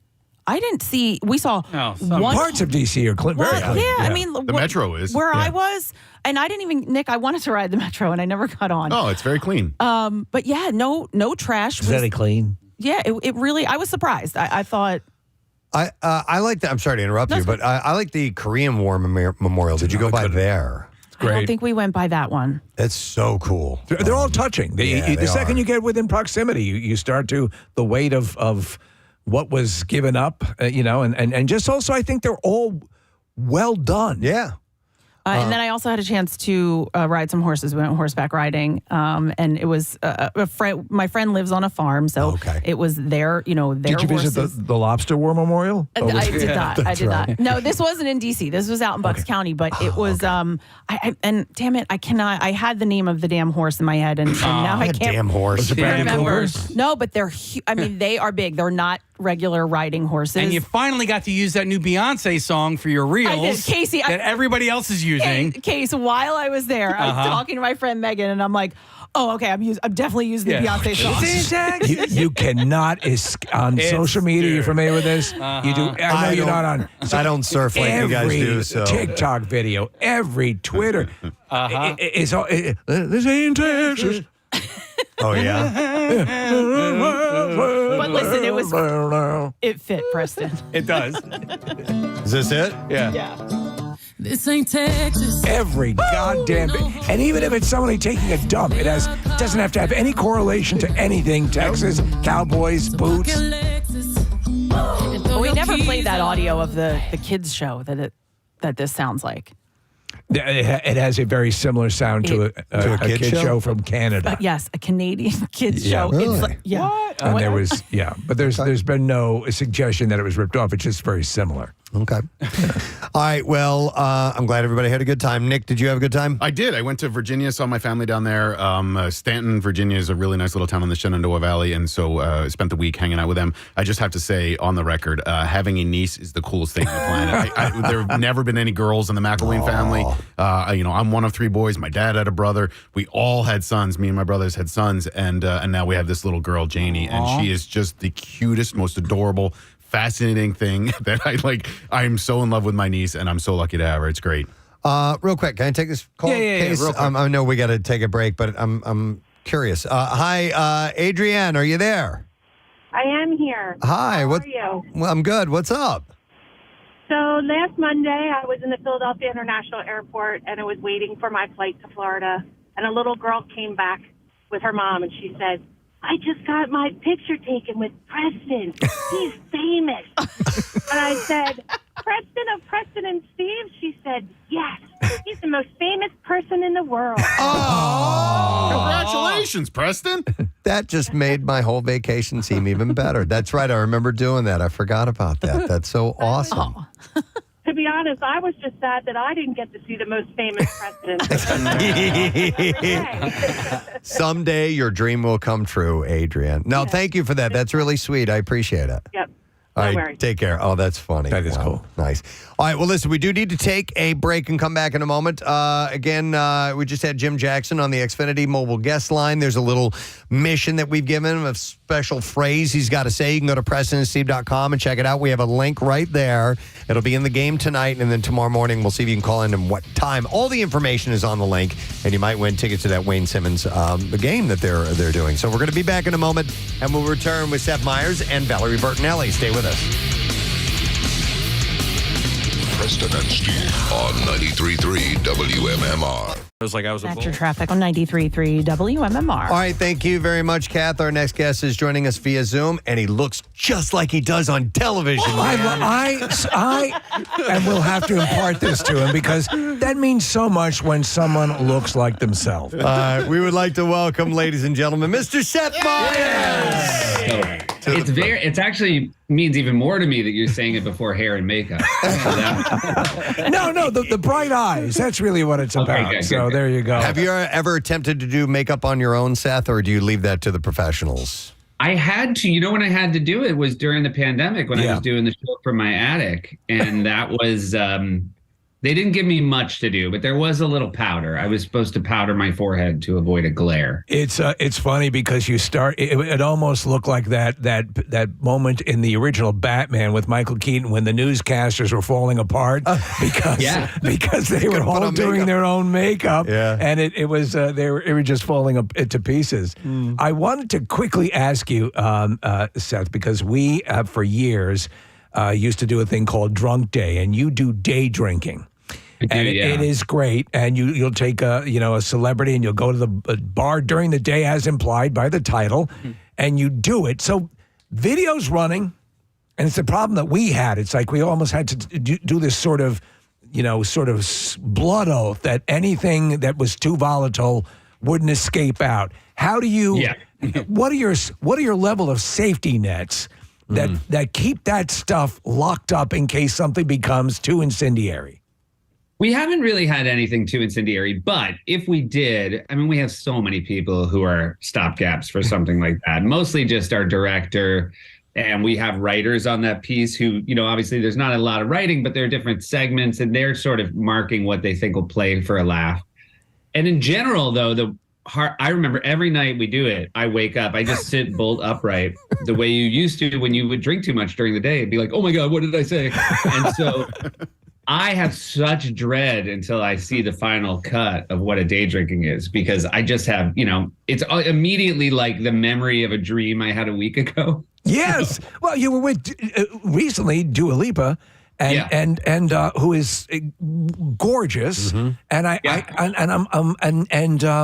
was a little bit of flirtation going on, and you're a happily married man with a family. It's like, I'm sure you were mightily working to keep everything in check. Well, I will say, to be a 50-year-old man who has this sort of state-sanctioned flirtation allowed once a month. Like that I can say to my wife is like, got a little flirty with Dua. And I'm like, yeah, for work. Seth, real quick, before your question, Nick, I just want to mention that because I failed to mention it at the top. Seth is going to be playing at the Miller Theater Saturday. It's 2 shows, 7 and 9:30. EnsembleArtsPhilly.org to get the tickets. So sorry, Nick, go ahead. No, I just was going to say, Seth, I've been a fan for a long time, but it's funny you mentioned the pandemic because I really started watching you religiously during the pandemic on YouTube, and we work early mornings, so I don't get to stay up and watch it live or live to tape, but I watch on YouTube every day. And I have to say that my favorite segment has become Corrections, which you do at the end of every week. And I know you guys are proud of it. I'm curious as to what you think the audience thinks about corrections, because you're not doing it to a live audience. Everybody has left. But I find it fascinating and hilarious and very self-deprecating. What are your thoughts on corrections and sort of what it's become? Thank you for asking about one of my favorite things on the show. I no intention or plan as to where correction was going to go. It just, during the pandemic, I started reading YouTube comments because I'm, such an ego monster, and without a live audience, I was desperate to know what people thought. And you realize how many small mistakes you make that certain people, if you make a small mistake about sewing, someone who is an expert in sewing culture is going to drag you over the coals. Yep. And so the fun was I started addressing them in this, thing we would record after the audience left on Thursday. And the other fun part about it reminded me of that year we were doing the show where only the crew was the audience. And it was so fun to just make the crew laugh. And so it sort of brings back that. And the other part that's really fun is sometimes I'll just do an impression of a cameraman and the 20 crew members will laugh really hard. And I think there's this fun thing for the people who watch it. And again, it's not as many people as watch A Closer Look, but we have like 200,000-300,000 people watch it every week. They know it's an inside joke that's good and they have none of the context, but I still think they kind of enjoy it. Yes, I have no idea what you're referencing or what you're talking about. And I still find myself literally laughing out loud at this inside joke where I don't know what the context is. It shouldn't work at all, and the fact that it works a little bit is a real triumph. Well, it also appeals to the peek behind the curtain, the voyeur. And even if you don't understand it, you want to be part of the collective too, and that's that's inherently funny. I want to talk about. I'm a big fan of documentary now, and we're going to be all over the place geeking. I love it. You guys keep finding deeper cuts. Yeah, I have to though, because it's one of my absolute favorite shows. Because I'm a big documentary fan, and I somehow had missed the Fitzcarraldo, The Burden of Dreams. Because I'm a massive fan of Werner Herzog. Yeah. I have to ask you, has Herzog seen it? Is he aware of it? Or because he seems to have a pretty good sense of humor. I'm so glad you asked this question. Yeah. So it is, Werner Herzog was on our show. We had shot that episode. It hadn't aired yet, but I had all these stills from the set. And, again, there are these sort of recreations of, Aguirre, Wrath of God, which is Geraldo. An insane movie. It is Klaus Kinski. The legendary stories of him pulling a gun on Werner Herzog and freaking out. But it's a masterpiece. But go ahead. So I showed Werner Herzog, and again, I knew going into it, this is the weirdest thing to try to explain. And I'm like, hey, I work on the show called Documentary Now, and we make parody versions of documentary. And we did one that's based, we try to recreate Aguirre, and I'm showing him the pictures, and he just is looking at them, and he looks at me and goes, no one will ever be able to recreate that. He didn't get it. He didn't get that it was a set because he seems to have a sense of humor. He's been on. I know, but I will say I've explained it this way. It would be if someone came into me and said, "Hey, my friends and I recreated your wedding," and just showed pictures, but different people that weren't in my wedding. Right. It was a big ask. Sure. No, I guess I get that. Seth, I just went to Chicago last week with my adult son. We went to Second City, my first time ever experiencing that before. And we were just howling with laughter. It was one of the most enjoyable events I've ever been to with him. But I couldn't help but thinking, because I'm looking at the group on stage, and obviously they're the best at what they do. And they're just killing it, and the audience is loving it. But I was wondering what it was like when they get done, because you did improv as well. You worked with a variety of groups, Boomtown Chicago, or was it Boom Chicago, or I forgot the name. Yeah. And I wonder what it was like when they got done. If they thought it was a good show, are they having as much fun as the audience, or is it just it's another show? We knocked that one out. We did good job, everybody. Because I'm just curious what it's like for the group. When you do a good improv show, I think it carries you through the rest of the night. And it actually, the problem of being in a good improv troupe is you have too many good shows and you just party too hard. And just celebrating. Yeah. Just celebrating every night. And hence our earlier conversation about day drinking. So yeah, it's interesting you said you brought your son. My parents, I went to Northwestern in Chicago, and when they brought me out to go my freshman year, they brought me to see a Second City show right before I started college. And I think it was one of the most formative nights of my life because I was just watching those guys thinking, oh, okay, so this forever. Yeah. It's funny because there, and I forget who was talking about it, but the dissection of stand-up and improv, and they can nurture each other. I did stand-up years ago, and I was in an improv group, and I tended to gravitate more towards the skit. And the big secret of a lot of improv stuff is that audiences will tend to kind of call out the same things, and you end up with sort of stock things. But you have your stand-up, and obviously you were head writer for SNL, and are familiar with the skit aspect of it as well. Of the two, do you find that it has that sort of symbiotic nature? Does the ability to do one feed the other, or are they two different sciences? The knock on me as an improviser, and friends of mine who would improvise with me said, you are still a writer every time you're on stage. And when you set something up and we don't say exactly what you wanted us to say, it's palpable how disappointed you are. I do like the control of writing probably more. Right. But for me, what was so great about being an improviser is it was a perfect young person's game, and it was a really good way to percolate with other funny people, both on stage and off. And those friends that I met doing those those improv shows, those are some of the best friends to this very day. How difficult is it? Because when you were saying that was a formative show that you went to right before you started college, but I also feel like when I see people that are that good and that talented, it's inspiring is like the opposite of what it does to me. What it really does is it crushes my dreams because I could never, ever do what they do. Does that make any sense to you? I recently just wrote a foreword to a book about Northwestern's improv troupe just turned 50. And they asked me to write the foreword. And I will say, I saw the Northwestern improv troupe my freshman year, thought, oh my God, I'm going to do that every year. Auditioned, didn't get in until my senior year. So I was constantly getting my dreams crushed, but I also took it seriously and, was going into Chicago, I was taking improv classes with, professionals because I so wanted to do my college improv troupe. But I will say, I saw Steve Carell and Steve Colbert on stage together. That first show I went to. Oh, and first Second City show you went to was those guys? Oh my God. And then there was, a very brief, let's say 4-year period where they, it was before they started on the Daily Show. And I was like, God, I really had high hopes for those guys. I'm very happy that they ended up matching the trajectory I had in my head for them. Wow. Speaking of other funny people, Seth, and this might be an unfair question, but I really enjoyed Strike Force 5. Mike Birbiglia said that you were the funniest of the hosts, and I don't know if that's how you feel about it or not, but which of the other hosts just automatically makes you laugh the most? Is there one?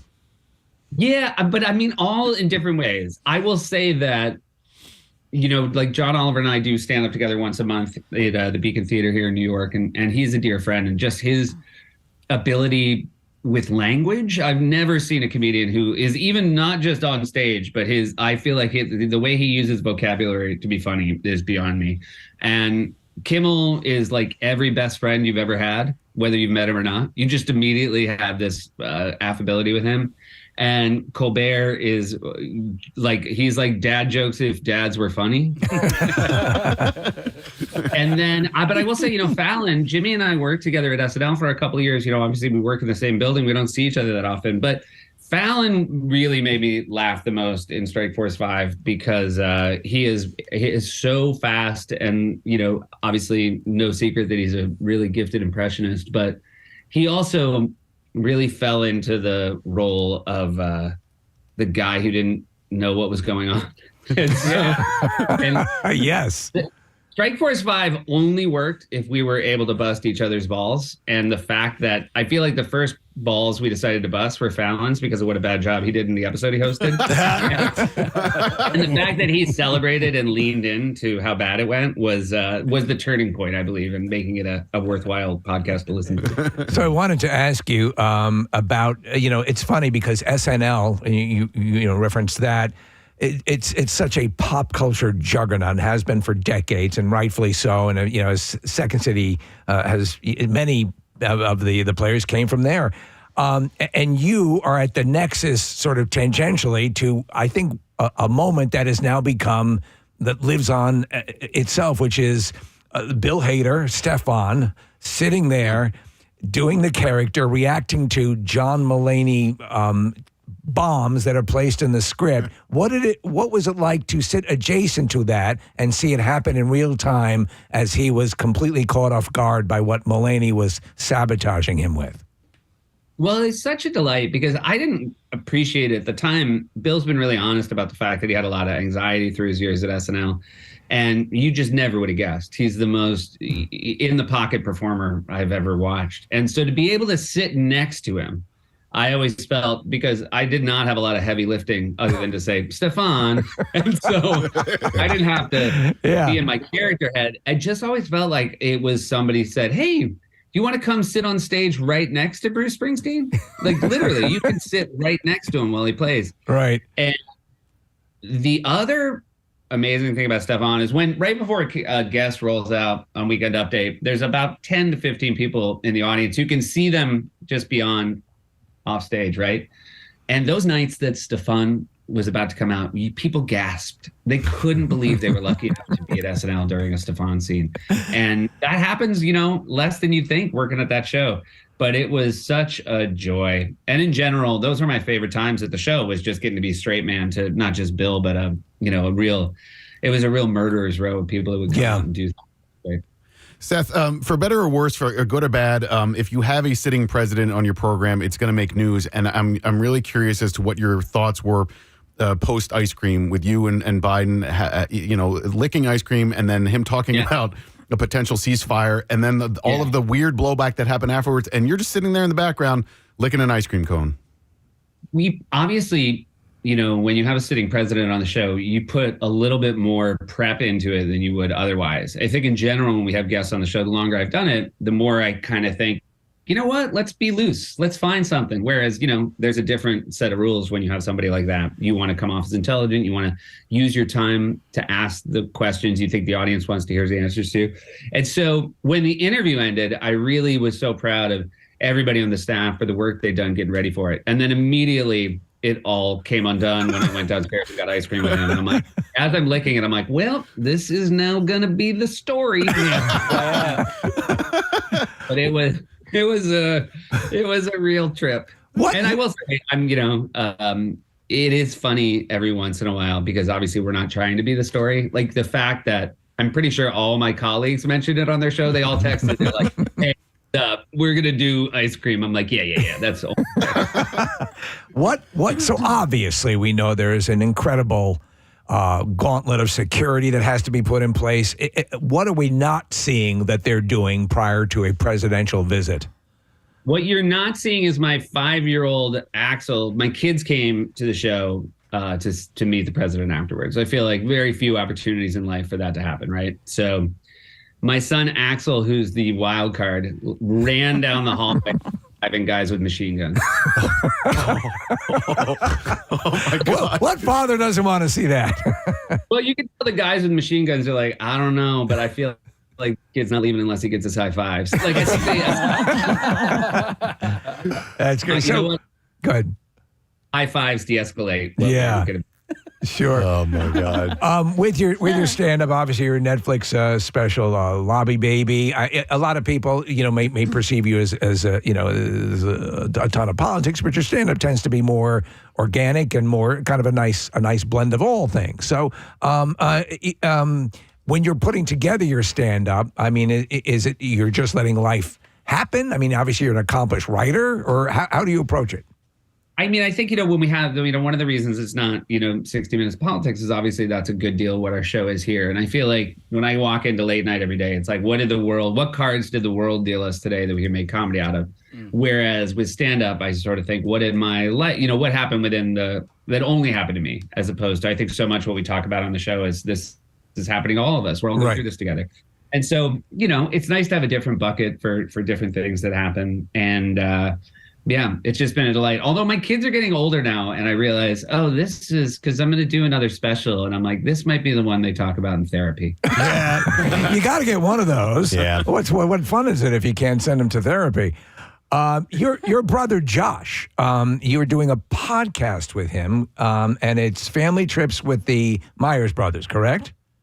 Correct. Right, and I love this notion because, I was actually unaware of it before doing the research for this, and I love the concept. You're basically diving into past family trips and the trauma that they caused, correct?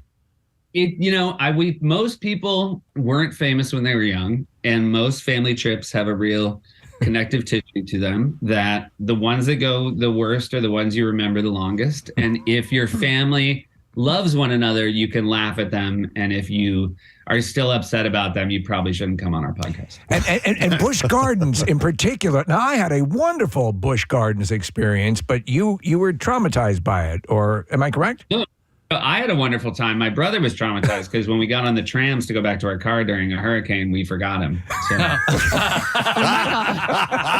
how old was he? 8, but we got him now. I think 17. We found him when he was 17. It was sort of a one is to be a lost soul. Yeah. No, but it's been really it's really cool. We just interviewed Julie Andrews and her daughter. Oh, that's awesome. Which was a real trip. Yeah, you had, and I was reading Zach Woods, and he mentioned what he called the Brigadoon of Pennsylvania, what was he referencing? Do you remember? I can't remember his hometown, but he said it was one of these sort of frozen in time little towns that was incredibly quaint. Okay. And that was that you just felt like you were going back in time. Let me see. Where was that from? It's not Centralia, obviously, because that's the town that's perpetually burning. Yeah, it's been on fire for 50 years. Oh, yeah, Sam, I don't know where he's from. All right. It's all good. We'll have to go back and dig in ourselves and find out. Well, listen, we do have to break, Seth, but I just want to remind everybody, the Miller Theater is where the shows are this Saturday, 7 and 9:30. There are 2 shows that you can check with Seth. So ensembleartsphilly.org. You will have a great tonight. And of course, don't forget about late night, weeknights at 12:30 a.m. on NBC here locally. Great to talk to you, man. Hope you enjoy your time here in Philly this weekend. That was truly a delight. Thanks to all of you. I really enjoyed speaking with you. Excellent. Nice. Anytime. Seth Meyers, guys. We'll see you, man. Take care, bud. That was great. Excellent. Are we segueing right into our next guest? But she's not on the horn. What? I know. Doesn't she know that we love her? You know what? When this happens, I go, okay, what did I mess up? And so I check my email. Everything's fine. Okay. It was the last email I got. Is Bradley Cooper calling in again? Is he tying up the lines? He might be. He just wants to tell get him on we're there. over it already. Yeah, please. I mean, in a little while, but not right now for Bradley Cooper. We love him dearly, of course, but friends can be that way. Dear friends can be that way. If only we knew somebody who ran into him recently or something like that. That'd be wonderful. All right. So should we take a break, or what do you think we should do? We'll hang out and chat for a little while. That's a lot of. I brought my banjo. You did bring your banjo. I have Jenga. Well, speaking of banjos, I saw a guy at the airport with a banjo. Did you really? In Chicago, yes. You didn't get a picture? No, thought about it, but I thought it would have been a little intrusive. You a cop? Yeah. So one of these days last week, I popped in on a day that I was off because I had to do an expense report. But as I was walking in, I heard people in the hallway talking about the banjo players are here, right? And that's just code for something else. Yeah. But I was like, and what is that code for? I'm not even going to say. Okay. But because when I heard this, I immediately thought, oh, Steve Martin's here because Steve Martin plays the banjo. Right. Wouldn't you know, I come into the studio here and there is a gigantic package with my name on it. And it was all like this. And you got that book right there, Preston? I did, yeah. It's a Steve Martin book, yeah. Yeah, hang on a second. Steve Martin book. Oh, Casey got the arrow to the head. The arrow to the head. And it was a whole package from Apple Plus because they got the Steve Martin show that's coming up on, I don't even know what kind of show it is. Maybe I should read some of the literature that they sent me as well. You saw the arrow and you blacked out. But they gave me the arrow through the head thing, that book, and then they had this other thing. that I'm like, Is he coming back to town? I don't know. No, this was just 'Cause he's basically for the Apple Plus show. I got you. What is the show? Because he has been touring with Martin Short, obviously. Right. And they do that big show. Martin Short wasn't Is a this part the of the history package of at all. Steve Martin? It's called Steve ! And then Martin. It's a documentary in 2 pieces. Oh, I want to see that. And it's on Apple TV Plus. And I think it covers Steve his movie career. Oh, okay. Not going back to like writing for Sonny and Cher and stuff like that. I'm not sure because he had a stand-up book out, and so I think this might be a movie-based book. I'm not sure. So we're watching the trailer. It seems to be focusing on the stand-up. So yeah, here's the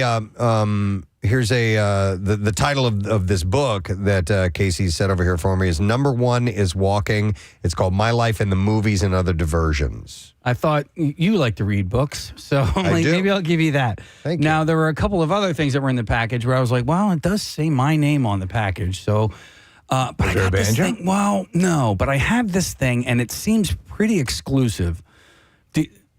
I want to hand that to you. It is It's a Fabergé egg. No, it's a piece of artworart, and there was only 130 of them. Yeah, it's numbered. Yeah. It's 93 out of 130, and it's Steve Martin playing banjo. That's cool. Well, that's lovely. looks And hand- that was addressed specifically to you. Yeah. It looks hand-drawn, and it's autographed S. Martin, and then another name here Harry Bliss, who did the illustrations. And Blue Waffle. In this book, Casey. So it says drawings by Harry Bliss. So I think he must have drawn this. And I don't know if if this is an official signature or not. He does not. If so, you want to hang on to it. Steve does not sign autographs. It is my gift from me to you. From me to me? Mm-hmm. Since it says, please give to Preston. Yeah, please give to Preston. No. It said my name on it. All right, but I thank you. I'm that's not wonderful. giving you this. I also got this shirt, which I think is pretty cool. And what is It it? says, well, excuse me. That's a cool What's shirt. the I like coolest that. piece of radio-related swag? I got something now that I think is probably. I got Case when the first Ted movie came out. Yes. I got the bear that has about 70 profane things it says. You have the bear? I have. I would never part with that bear. And that was pretty damn cool. What's any particular? Boy, I'd have to think about that. I don't know. Did the big dog? You couldn't keep things. Couldn't keep that. Big dog wouldn't let you keep things. Wouldn't let This you isn't keep a hat. it's not my favorite thing. It's just something I still have and still use. When Paris Hilton and Nicole Richie were promoting The Real Life? Yes, The Real Life. And Paris Hilton, she stopped by here. Is that what she was promoting when she stopped by? Something, yeah. Something. Anyway, they, as a promotional item, they gave out a little makeup bag that was kind of like a faux Louis Vuitton bag. I still have it here in the office, and I keep my makeup in it. There you go. So there was a movie that came out in 2001 called The Mexican with Brad Pitt and Julia Roberts. And Gandolfini. James Gandolfini also in it, yes. And for whatever reason, the promotional item that went along with the movie The Mexican was this really cool first aid kit.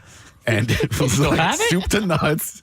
Everything you could ever possibly need in a first aid kit. Yes, Casey, I still have it. It says The Mexican on the first aid kit, but it came with like Neosporin and Band-Aids and anything like you would in an emergency. I was like, well, this is a useful That's very promotional cool. item. You just reminded me of something. Actually, as cool, maybe a bit more cool than the Ted Bear. When John Wick Parabellum came out, they sent me the book that's a book with a compartment in the book. Remember, he goes in, have you seen it? He goes into the library, right? And so there's stuff within the book, and it is exact replica of that book. I didn't have an answer to the question when it was initially asked, but now I know hands down. It's the fur jacket I got from the yes, movie. totally. Triple S. So much so that, like, again, my name was on the package. I'm like, this was sent to me. What movie I'm like, was that? It was Triple X with Vin Diesel. That then horrible. I ended up hitting up the movie company. I'm like, hey, Preston and Steve really like this thing as well. I'm not going to give them mine. So could you send more? So, yeah, and they Please did. send Yeah. more. They are People the have most outlandish. They're straight out of the 60s. People have asked you to borrow that jacket. Oh, yeah. Like, yeah. that's how cool it is. God.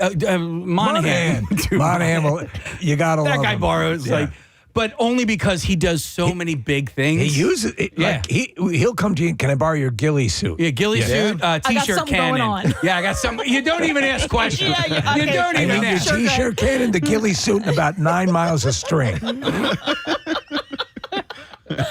Well, hang on to that arrow. That's a cool I'm going to hang on to the arrow, and then they like it. sent me some cards and some balloons to make balloon animals.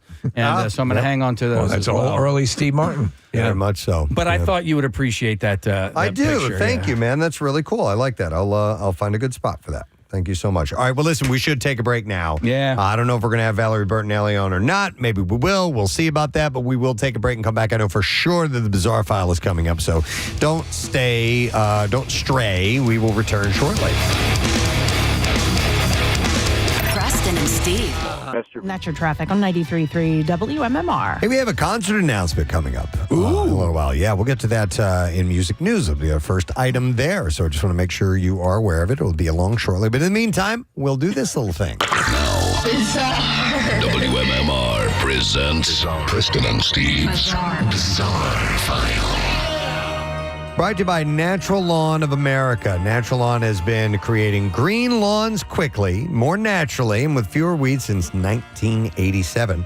And you can get free seeding every year. So call 800-FREE-SEED now. The story is out of India.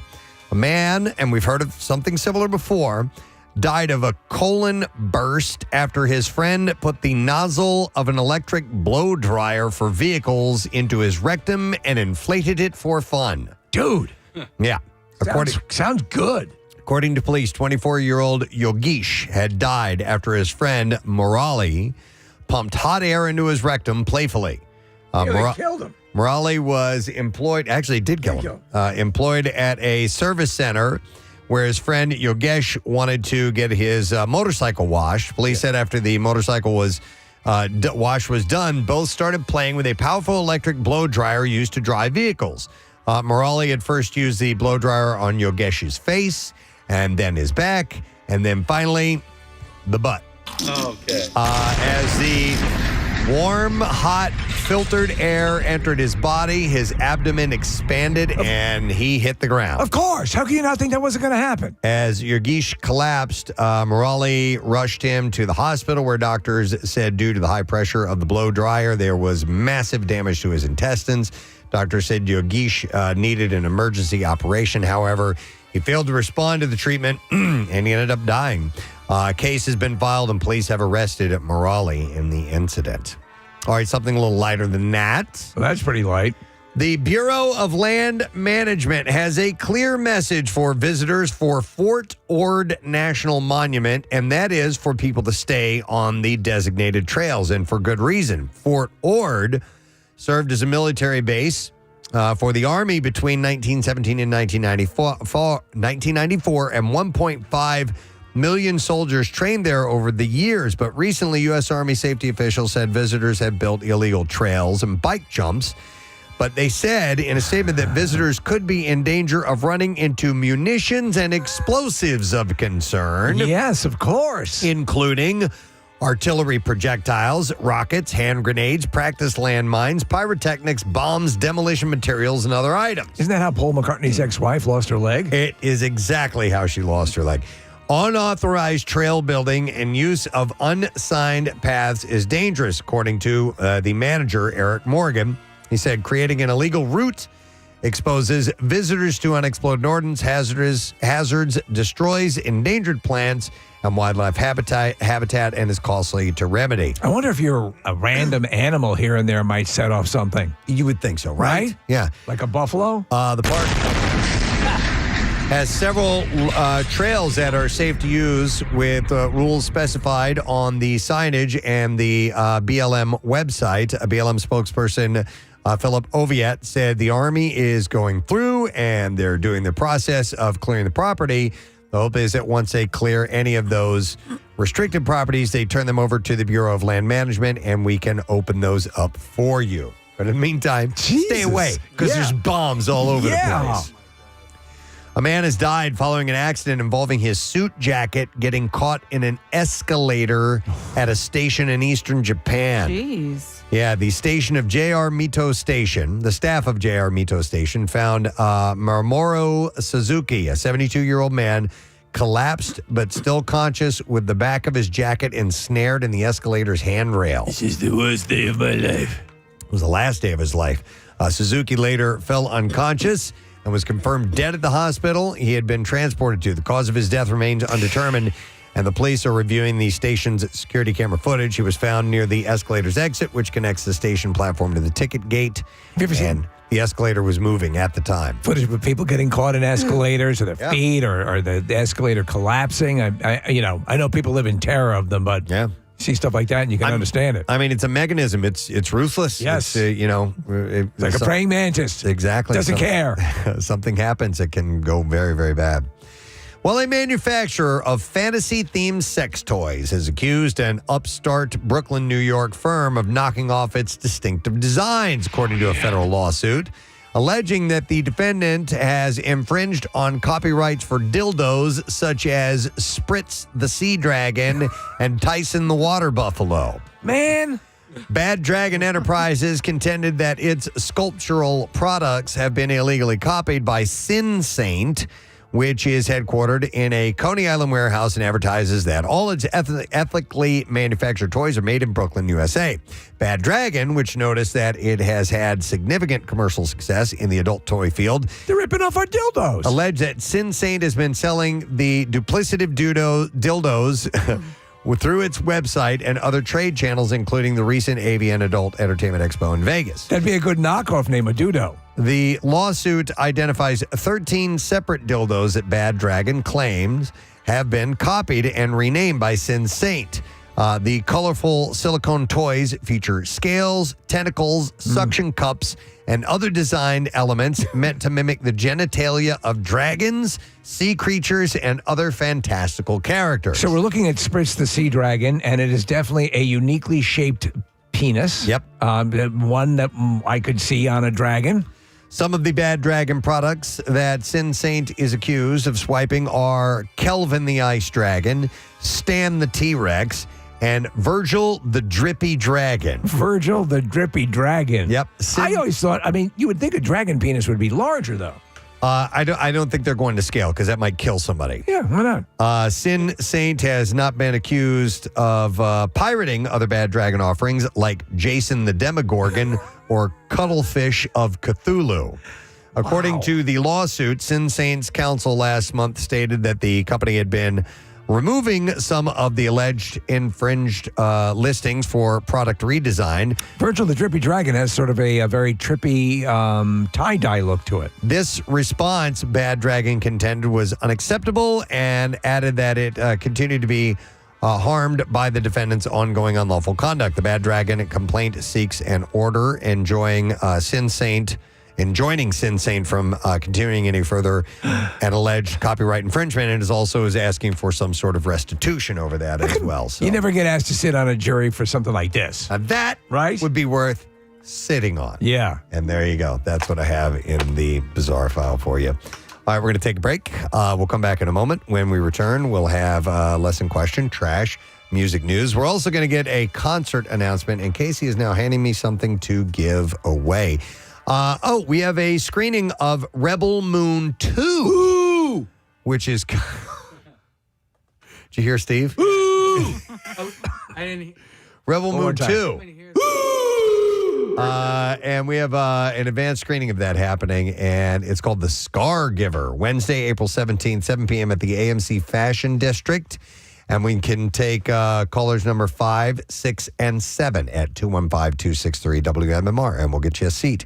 You can go to WMMR.com for another chance to win. By the way, Rebel Moon Part 2, The Scar Giver, directed by our friend Zack Snyder, continues the epic saga of Korra and the surviving warriors as they prepare to sacrifice everything. It's in theaters April 19th, but we'll take those callers now, and we will set you up. We're going to take a break, come back in just a second. Stay put.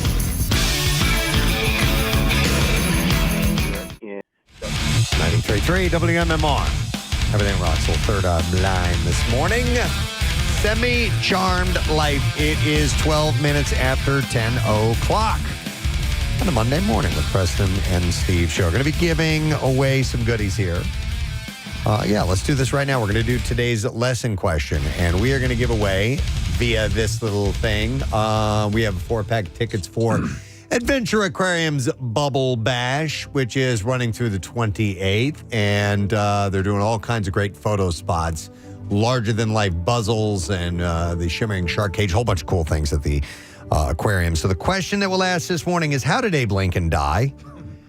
215-263-WMMR. And don't say shot by John Wilkes Booth or assassination or anything like that. It was totally different than that. It's never the real thing. You had to have heard earlier what was said on the show. That's the deal. All right. So how did Abe Lincoln die? 215-263-WMMR. Call if you know the answer. The trash business is a gold mine. 93.3 WMMR with Preston and Steve's Hollywood Trash. Brought to you by Dermatology Associates of Plymouth Meeting, recruiting for a non-segmental vitiligo study to test an investigational medication. Adults 18 and older can register. You can go to PlymouthMeetingDermatology.com. Steve, what's going on this morning? Well, Selling Sunset cast member Christine Quinn alerting LAPD that a hidden camera was found in her Hollywood hotel room. Quinn was reportedly both furious and thrilled, as this did prove that at least one person was watching her. Oh, my God. Ink Master winner Bobby Johnson saying automated tattoo machines are a passing fad and will never replace humans. Johnson pointed to a tattoo on his arm, noting that only humans get, quote, inspirtation. And finally, conjoined twins. These are pretty amazing, these women. Abby and Brittany Hensel, revealing that Abby has been married to Army vet Josh Bowling since 2021. Amy says the toughest part was telling Brittany that she wanted to toss his salad. That's Hollywood Trash. All righty. Do you know the answer to this? That is the question. How did Abe Lincoln die? 215-263-WMMR.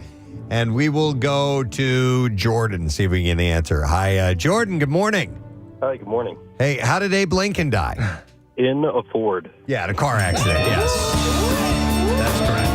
Hang on just a second, Bob. We're going to set you up, and you got yourself a 4-pack of tickets for Adventure Aquarium and their Bubble Bash, which is running through April 28th. And you can pop into spring at Bubble Bash, which features Insta-worthy photo spots with larger-than-life bubbles and a shimmering shark cage extended hours this week and an underwater scavenger hunt. Purchase tickets at adventureaquarium.com. Now, Preston and Steve's Music News on 93.3 WMMR. All right, we're going to start off with a concert announcement. That's cool with you guys. This should be a damn good time. So this show will be happening Monday, October 21st. It will be at the Wells Fargo Center. Oh. That's a biggie. Tickets will go on sale this Friday, the 5th at 10 a.m. via Ticketmaster.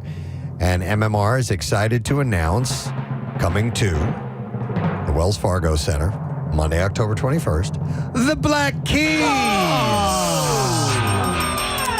Yeah, that's a night of some fun music for sure. So, like I said, tickets go on sale this Friday, 10 a.m. via Ticketmaster. If you go to WMMR.com, you can find out the pre-sale password for Thursday, and there's another chance for you to win tickets. Brent Porsche will be giving away tickets each day this week.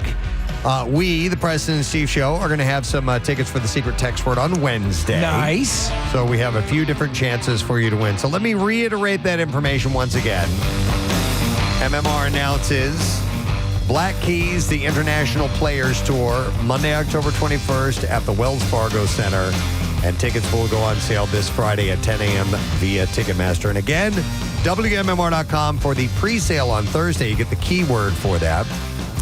And you'll get another chance to win tickets while you're there, too. Plus, Brent Porsche is giving away tickets every day this week, and we will have a pair of tickets for you to win on Wednesday with the secret text word. So don't miss out on that. There you go. All right. That is our announcement. We have some other things to mention. Foo Fighters. Dave Grohl can be heard back behind the drum kit on St. Vincent's new single called Flee. The sing is also featuring bass player Justin Meldal Johnson, who, excuse me, in the past has worked with 9 Inch Nails, among others. I'm having a tough time today here. That's all right. St. Vincent performed with Dave Grohl in 2014 at Nirvana's Rock and Roll Hall of Fame induction. Afterwards, David said, "Ever since that first time we jammed, I hope that someday it would happen again. She always takes you somewhere new and does it with such power and grace, a total badass." Flea is on St. Vincent's album called All Born Screaming, which is out on April 26th. Sting and Jerry Seinfeld will be seen on Billy Joel's 100th Madison Square Garden concert special, which is airing on April 14th on CBS and Paramount Plus. I believe we have a clip to play because the show has already happened. Yes. Sting performed Billy's hit Big Man on Mulberry Street and his own song, Every Little Thing She Does Is Magic, at Thursday's show. Big Man on Mulberry Street is a good song. Very, very bombastic. Seinfeld joined his fellow Long Islander on stage to raise a banner marking his unprecedented run of concerts at the famed New York City venue. And I think we have a clip. Yeah, this is him, Jerry. I think, from a phone. It's him, I think, on a phone, Preston. Okay. And he is talking about being there. Here we go. I don't even think he can understand how much his music means to us, being from where we are.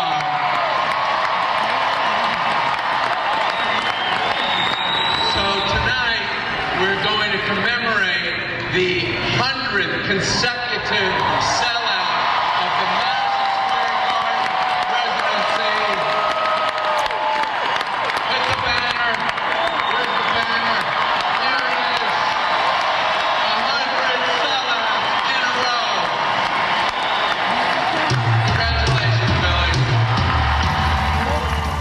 So the Rock and Roll Hall of Famer will wrap up his 10-year monthly residency at MSG this summer after his career 150 performance at the venue. And, of course, his latest hit, Turn the Lights Back On, was released earlier this year. So Seinfeld doesn't do a lot of stuff like that. So he clearly is, they're good friends. And obviously you can't, 100 sellouts? Yeah. That's something to commemorate. Yep. When AC/DC, speaking of selling out, booked their European tour, they knew that it was going to be big, but they didn't know how big. The band sold 1.5 million tickets in one day. Holy hell. Booking venues for the tour wasn't easy to schedule due to the Olympic Games in France and the European Football Championships happening in Germany. And the weather was another factor for the outdoor shows in Italy and Spain, where shows last summer had to be delayed due to extreme temperatures. The Power Up Tour runs May through August. Nikki Sixx is hinting that Motley Crue is making some set list changes on their tour.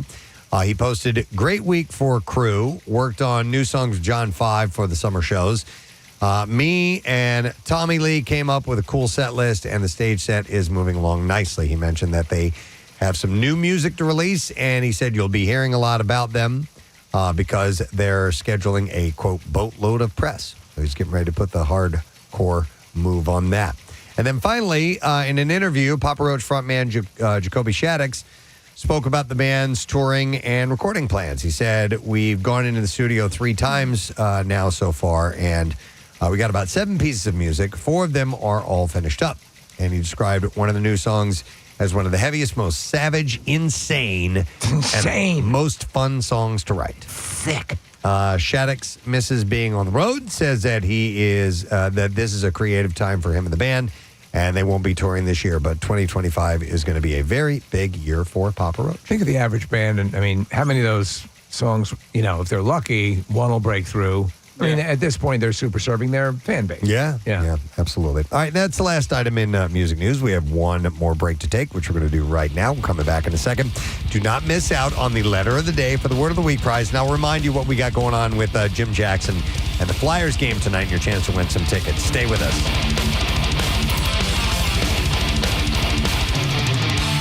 In the MM Barbecue, the band that I'm looking forward to seeing the most. They really impressed me here in our studio, but there are a lot of bands that a lot of people are interested in seeing, like The Offspring and Hailstorm and Nothing More. Silver Tide, POD, Sleep Theory, local band, which is our local Shots artist, Jersey Calling. And, of course, the Preston and Steve Show side stage featuring live band karaoke, Jackie Bam Bam, and a few other things that we'll be announcing down the road. So those tickets on sale now at WMMR.com. I would like to thank our guests for being on the show today. We had our buddy Jim Jackson. Yeah. JJ, play-by-play man for the Flyers. And he popped on to chat a little bit about the boys and how things are going down at the end of the season. And there's a game tonight, so we gave him a special phrase that he has to say at some point during the game. If you hear the phrase, you need to write down what time of day it is, not the game clock, but what time of day it is, and then listen to us tomorrow morning. We'll ask you to call in and tell us what time that was. If so, you get some tickets to a Flyers game. It's going to be Wayne Simmons' honor game that they're doing. So the phrase is, as they say in the old country, you can give that churro to Benicio del Toro. And how is he ever going to get that? I don't know, man. He knows how to do it. Steve, he texted me, JJ texted me a little while ago. He just goes, Steve is simply diabolical. It is a tough one. It is the most verbose one we've done yet, but I think he can do it. He's that good. Again? As they say in the old country, you can give that churro to Benicio del Toro. Who's Benicio del Toro? The famous actor. Oh. Yeah. Okay. So we'll What's see. a churro? It's a delightful dessert, Mexican dessert with cinnamon. It's, it's awesome. Well, now we know. Now we know. I would also like to thank Seth Meyers for being on the show. It was great. Wonderful conversation with him. He's got 2 performances coming up Saturday at the Miller Theater. You can get tickets now. And we didn't have Valerie Bertinelli on, but we'll see if we can reschedule that and talk to her another time because she's quite lovely. And those are our guests. So how you doing, man? Good, good. Excellent. Very good indeed. Wonderful. Shall we do the letter of the day? Yes, let's go. Let's go. Here we go. Preston and Steve on 93.3 WMMR. Now, the Daily Letter. All right, the President and Steve show is brought to you today by the letter. C as in cover. All right, and we are going to give away a 4-pack of tickets to the session of your choice at the Atlantic City Beer and Music Festival, April 12th and 13th. And that features music from Hot Mulligan, Saves the Day, and Goldfinger. There's over 100 breweries pouring over 400 different brews at the AC Convention Center. Tickets and info available at acbeerfest.com. So we give that away on Friday. What's happening today? Well, we mentioned C for covers, and the reason is for April Fools, we're going to do cover songs today. And the whole workforce blocks will be cover songs, and there's a zillion of them. More, it seems like, every day are uncovered, or different bands doing covers, but we have newer ones, older ones, and we decided it'd be fun to make this into a whole week of covers because there are more than we'll ever be able to get to, even in an hour and a half of workforce blocks. So we'll do covers in a block all this week, but cover songs for April Fools today.